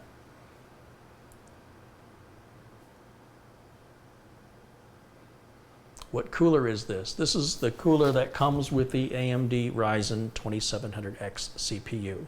It is included with the processor, the stock cooler, if you will. Is Windows activated after the motherboard upgrade? It should be. Let's check. Well, you know what? I don't have it plugged into the internet, so it's probably not going to tell me. Let's see. Let's see what it says right now. It's probably going to tell me it needs to connect to the internet. Yeah, connect to the internet to activate Windows. I probably just need to connect it. Let's see.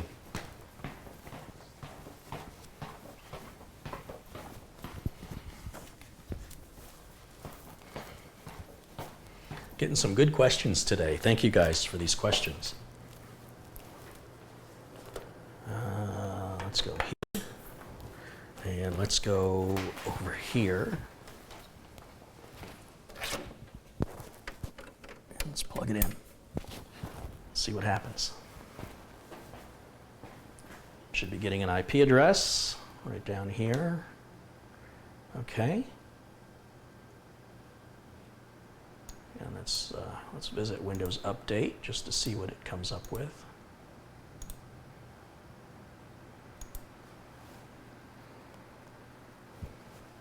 Ooh, got a few updates. And when it updates, we'll reboot, and then we should be able to check our activation status. It should just automatically update and automatically activate. We'll find out in a minute.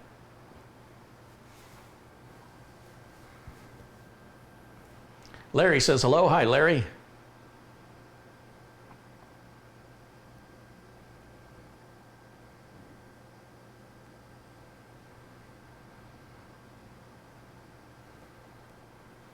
Yeah, I'm afraid too many people comparing CPUs aren't considering the chipsets. It's no good having a quote-unquote superior CPU if you're putting it into a motherboard with an inferior chipset. As far as I'm concerned, this X70 is inferior to Intel's 370, or 270, or 170 for that matter. Because I wouldn't have this M.2 problem on any of the Intel chipsets that are modern. I certainly don't expect it on a modern chipset from any manufacturer.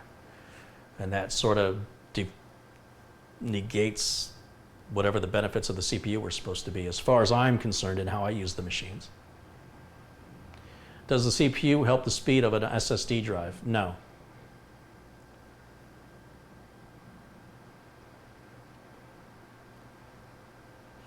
That's based on the chipset, not on the CPU. That's why I don't understand overclocking. You know, you still end up with the same chipset at the end of the day. It doesn't make sense to me to just be basing performance on frequency. That's how we used to do it in the 90s. It just doesn't work that way today. All right, let's restart.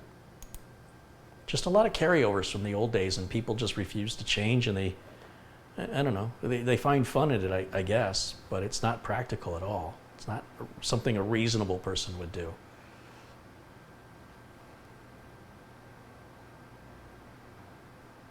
Let's boot it up again, and then we'll check the activation status. Now that we're plugged into the network, it should just automatically activate.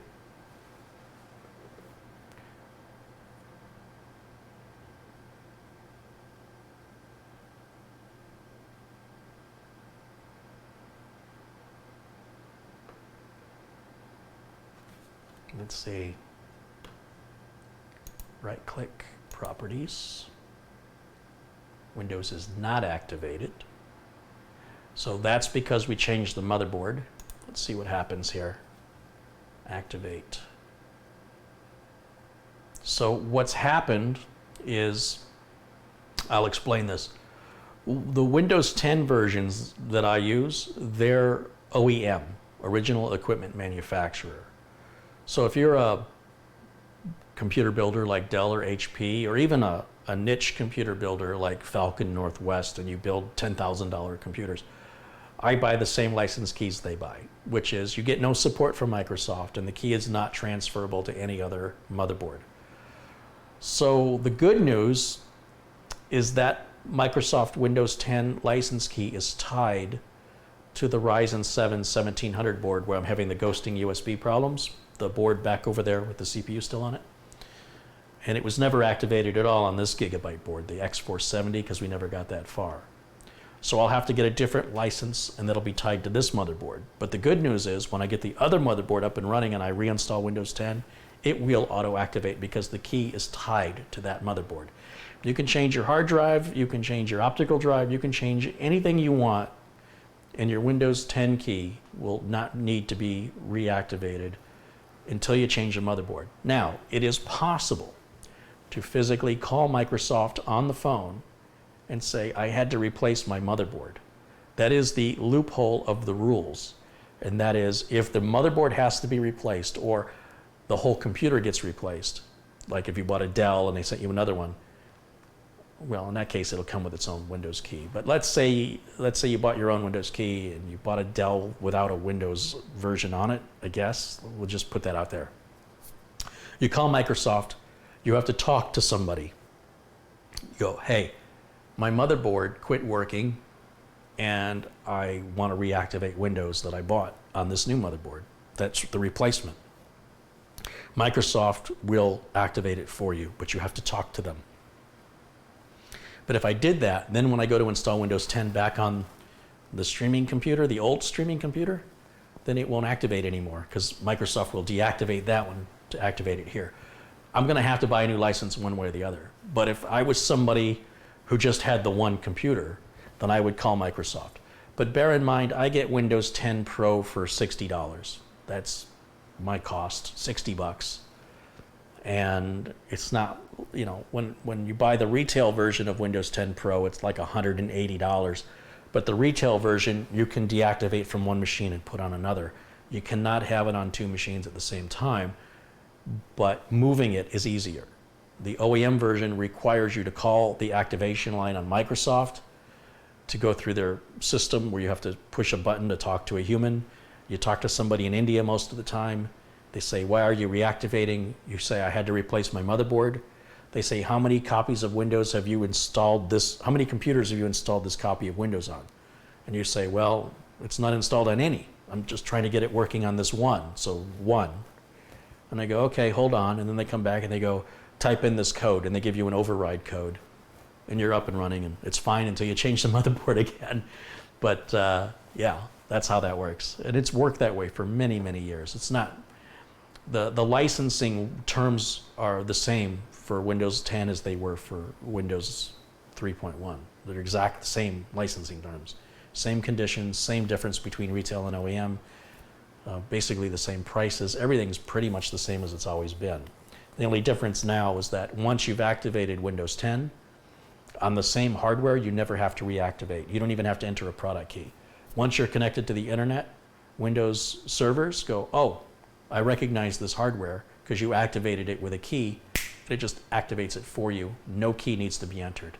So there's a plus side to it. It's not all negative. It makes life a lot easier when you never have to enter a product key again, but you have to reinstall your OS. It's just really cool to see that product is activated when you didn't even enter a product key.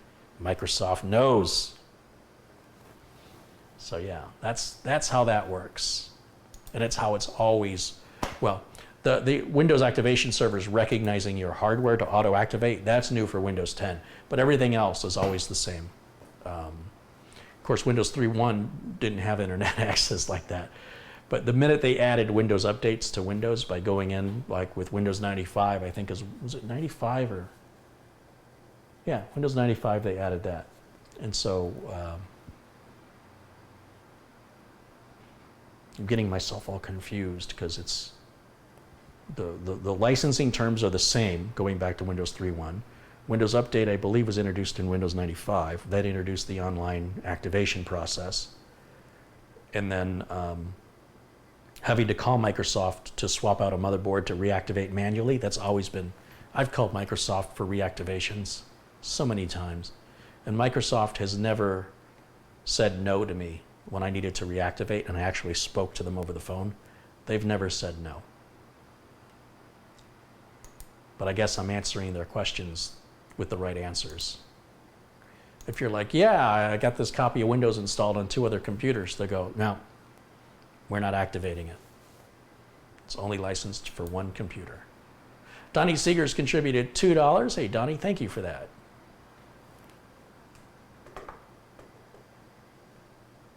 Carey, when will Microsoft introduce a newer OS after Windows 10? Windows 10 has 5 versions.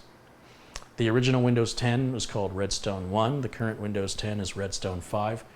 Redstone 5 is completely different from Redstone 1. The only thing it shares is the name Windows 10. When you say Windows 1809 versus 1803, you might as well just say Windows 11 or Windows 12. It's just a marketing name. With that said, Microsoft intends to use the name Windows 10 forever. So that's, until that changes, Microsoft announced Windows 10 will be the last name of an operating system they will use, and that they update it every fall and every spring. So that's it. It'll always be Windows 10. The only question is, what version of Windows 10 are you running? You should always be running the latest and greatest for best performance, reliability, and compatibility. which is currently version 1809. And while there are people that will suffer problems, don't let them poison your brain. They are the exception. And when you're dealing with literally hundreds of millions of people, a few tiny little percentage, less than 1% of people that are having a problem, we don't know if they're running old or incompatible hardware or if they're morons, but, or for that matter, if they have a legitimate reason. But their legitimate reason, or whatever their reason is so unlikely and so rare that it should not impact your decision as to whether or not the operating system is good or not, because the other 99+% of people are running it without any problems. But boy, that one little percent, whew, gosh, they're loud and just noisy little group, aren't they? And for all we know, they're creating their own problems. These might be people that edit their own registry and tweak around and cause their own problems. It may not be a Windows fault. It could be. It could also be a fault of some hardware they've got where the manufacturer is not updating the firmware to make it compatible, and they're too cheap or too stubborn to replace it. They feel like they shouldn't have to. And so people are always very, very quick to blame or to knock down the biggest, most popular guy. You know, it's like you go to jail, find the biggest guy and punch him in the face. When Bill Gates was a little guy up against IBM, everybody was like, go get him, go get him. And now Bill Gates is big and powerful, and they go, he's terrible, he's terrible. So in America, we love the underdog until the underdog succeeds, and then the underdog's a piece of junk, worthless pile of junk, terrible person. America loves underdogs, so stay an underdog. Never get successful or they'll hate you. That's the American way.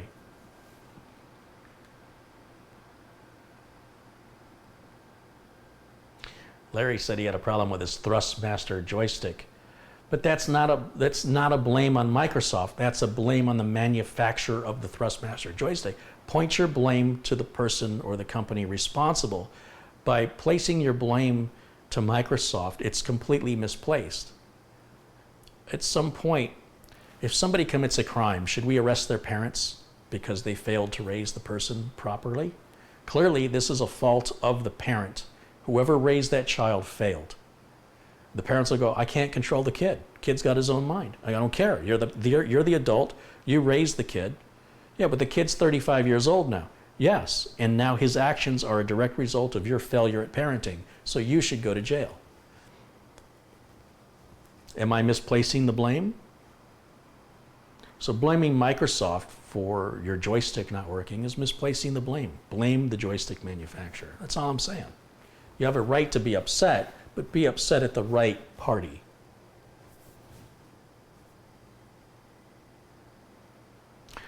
You should know that if you go to check for Windows updates manually, like I've been doing, you may get beta updates.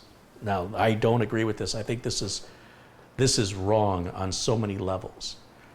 I'm not talking about signing up in Windows Update to receive BIOS updates. I'm saying you just go to Windows Update and check for updates. Nothing more. And just by doing it manually instead of relying on the automatic process, you may be getting beta updates. I'm going to read this article to you and you can decide for yourself. Let me sign in. Let's see here.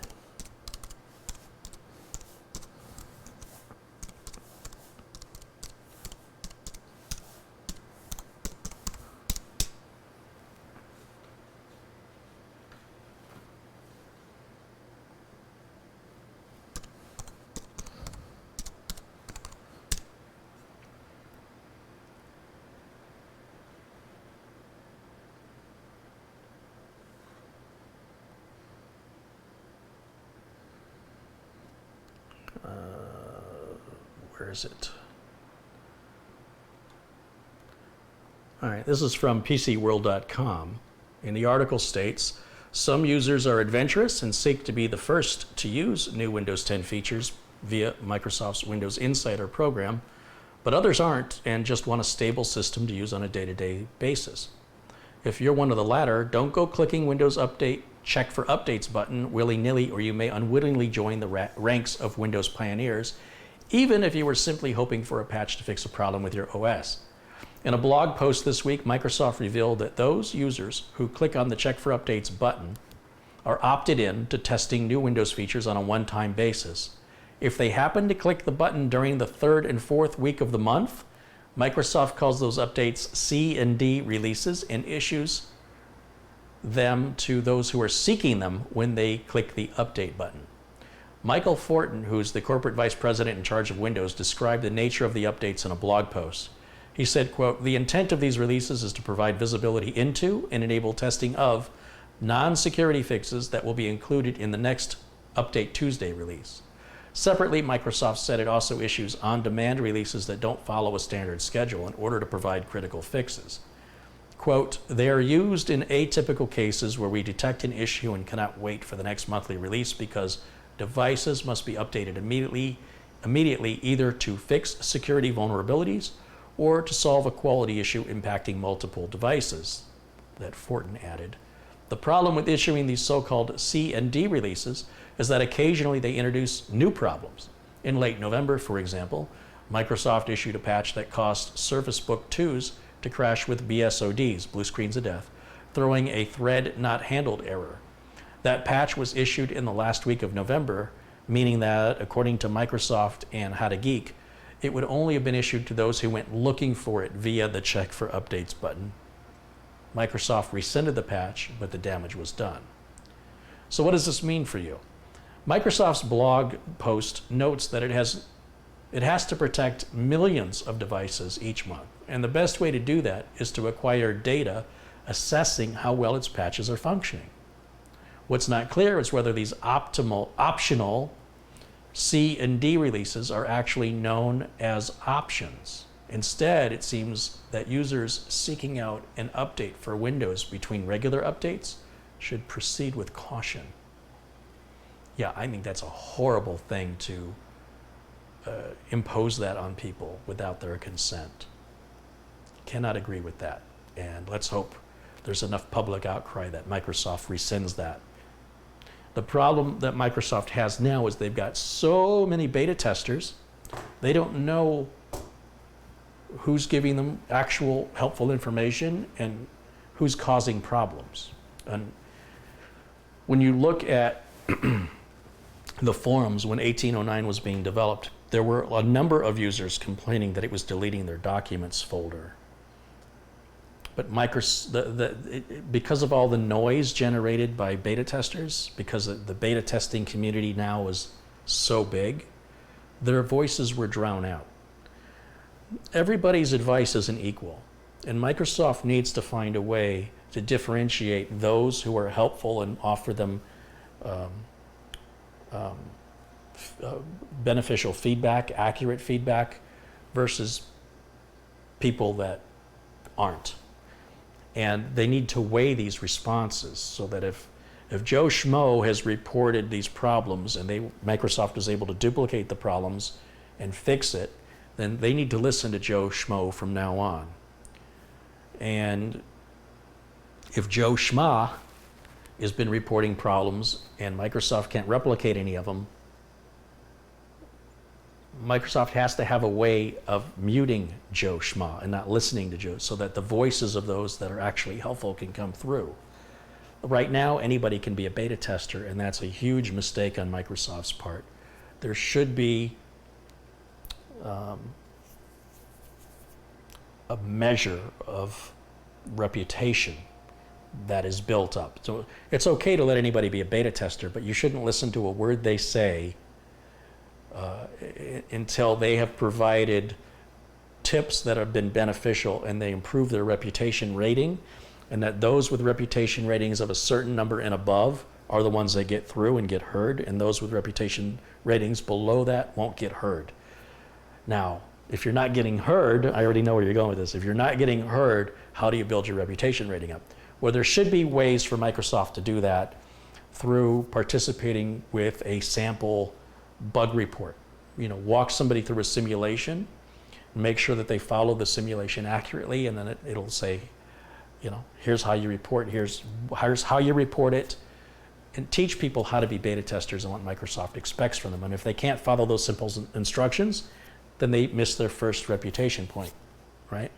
And there's creative ways like this where you can determine who's actually helping and who's hindering. because every one of them claims they're helping. And we've already discussed that earlier today, the difference between helping and hindering when the attitude of the person is exactly the same. They all insist they're helping, even when they're hindering. That's a tough thing.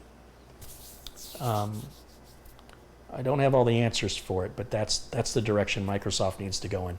Or Microsoft needs to offer a bounty to say, if you've identified a problem that we've been able to replicate and correct, we're going to give you some money. And let money be the motivator. And the people that you've paid in the past, when those people come back with more reports, those are the people you want to listen to. And it's a problem that is easily solved. Microsoft doesn't want to spend any money. We've got millions of beta testers for free. Well, you know what the problem with free is, right?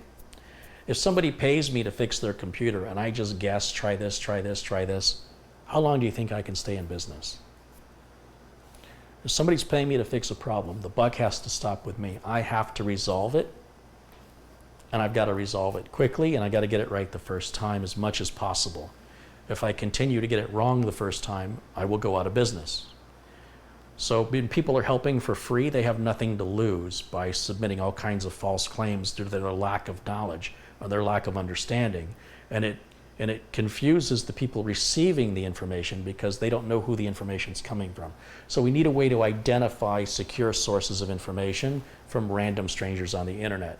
Now, some of the random strangers on the internet can become secure sources of information. But right now, Microsoft treats everybody the same. YouTube does the same. There needs to be a reputation system. It has to be implemented. Just like eBay sellers, you look at the feedback of an eBay seller, and if that feedback is below, well, it used to be below 96%, they weren't allowed to sell on eBay anymore. And this is a working system. This system has worked. It's worked well for eBay. And we need this reputation system on YouTube. We need it for creators, and we need it for people that leave comments. If people leave nasty comments or unhelpful comments where creators are flagging them as spam, then YouTube needs to take that seriously and not allow that person to make comments anymore or put them in a YouTube jail for 30 days, just like Facebook does. And at the same time, when a creator makes a complaint against a user and the creator's got thousands of followers and the creator has 0, then that what the person with the followers has to say should carry more weight. And people can always go and create new accounts, and that's fine. But with the community working together, it'll shut them down very quick until their behavior is corrected. They'll eventually get bored of creating new accounts and being shut down, and eventually will follow the same rules as the rest of us and become helpful, useful, or stay out of the way. But because there's no money involved in this, anything that's free, you just can't rely on it. Whether it's advice, you can't rely on advice. We've all known that long before the internet. It's free. When you're paying for advice, then you have accountability, and you have somebody you can sue if need be. The internet is a sort of, it's a garbage dump. And in the trash, there are some treasure, but there appears to be far more trash. And it's your responsibility as the end user to siphon through and filter that out. Now, if you don't, then you just become part of the trash yourself. And I don't want to see any of my users do that. But I want you to understand that anybody can post anything at any time with very little restriction or rules. So just because you read something online, until you take an effort to verify it, you should not assume without verification that what you're reading is accurate, including from reputable news organizations. There's so much fakeness in the world today. There's so many facades and people pretending to be what they're not. You will become a victim of that if you allow it. And I'm suggesting to you, stop allowing it. And I hope Microsoft will stop allowing it. And I hope YouTube will stop allowing it. And it's time to start holding people accountable. And I hope to see that change while I'm alive. Because the way it's going, it's getting worse. And it's not much for YouTube to implement these policies. They have the technology, they have the brain power to write the software, to write the code. So does Microsoft. It's a very easy problem to fix. Nobody wants to spend any money. Microsoft has millions, they don't want to spend it. Apple's one of the richest companies in the world. They don't want to spend a penny. They don't want to spend it. I don't know what's the point of having it if you don't spend it. but that seems to be the attitude. So when you look at people who have no money and you look at people with money who won't spend it, at the end of the day, they're both the same. So here's hoping one day this philosophy, this attitude will change, and they will reinvest their money back into a more secure platform to make more money. All right, guys, I think that's going to wrap it up for today. Thank you guys for watching. I'm glad that we have figured out that it is definitely an X470 chipset problem with compatibility or performance on a SATA, an M.2 SATA drive. And I'm going to reach out to my contacts and find out what's happening here. And when I hear from them, I'll let you know. And in the meantime, if you find out anything about it, please drop me a line. You can leave a comment in the section below, or you can submit an email to me. You can find my email address at tech-vets.com. A shout out one more time to everybody who has contributed during today's show. And that is Tony Wallow, Ben DeCour, Kevin Lavis, A Life of Gaming with Del Dorge, Sam Kowalski, Wilkins Rojas, Lenny Leck, W. Axel Rose 1, Wilkins Rojas again, Gainsey 95, Rudy Martin, Chris's Tech Channel, Harambe's Ghost, Planet Cryos, Saresh Mago, Varujan Kalusian, Rick Williams, Don Parker, Unforsaken Gaming, Vibro Steve, Unforsaken Gaming again, My Way Gaming, Phil Clare, Neil Garrett, Michael Rial, Fraser Dykes, Russell Franzen, Soren Rasmussen, Jason Voorhees, Paul from Rhode Island, Christoph Esch, Bo Bronner, Orlando Brave, James Zender, Magni Johansson, Planet Cryos again, Kevin Lavis, Ivor Murray, Ryan Zaffaridi, Planet Cryos again, John Edwards, Brendan Looney, Thomas Carter, Nigel Baptiste, Robert Scholes, Winston Anglu, and Donnie Seeger. So thank you guys so much for supporting the channel. I really do appreciate that very much. And thanks for joining me during today's live stream. I will hope to be back live tomorrow afternoon. I'm planning on it. Should be about the same time, around 1 o'clock Arizona time, 12 o'clock Pacific time. I hope I'll see you then. And until then, also thanks to all my friends in blue for keeping the chat civil today and keeping the bullies at bay. You know, the bigger the channel gets, the more popular it gets, the more important role as you guys play. And so thank you for bringing to my attention anybody who's misbehaving and for immediately silencing anybody who's being vulgar. And with that, that's going to wrap it up for today's show. I will see you all again very, very soon. Until then, bye for now.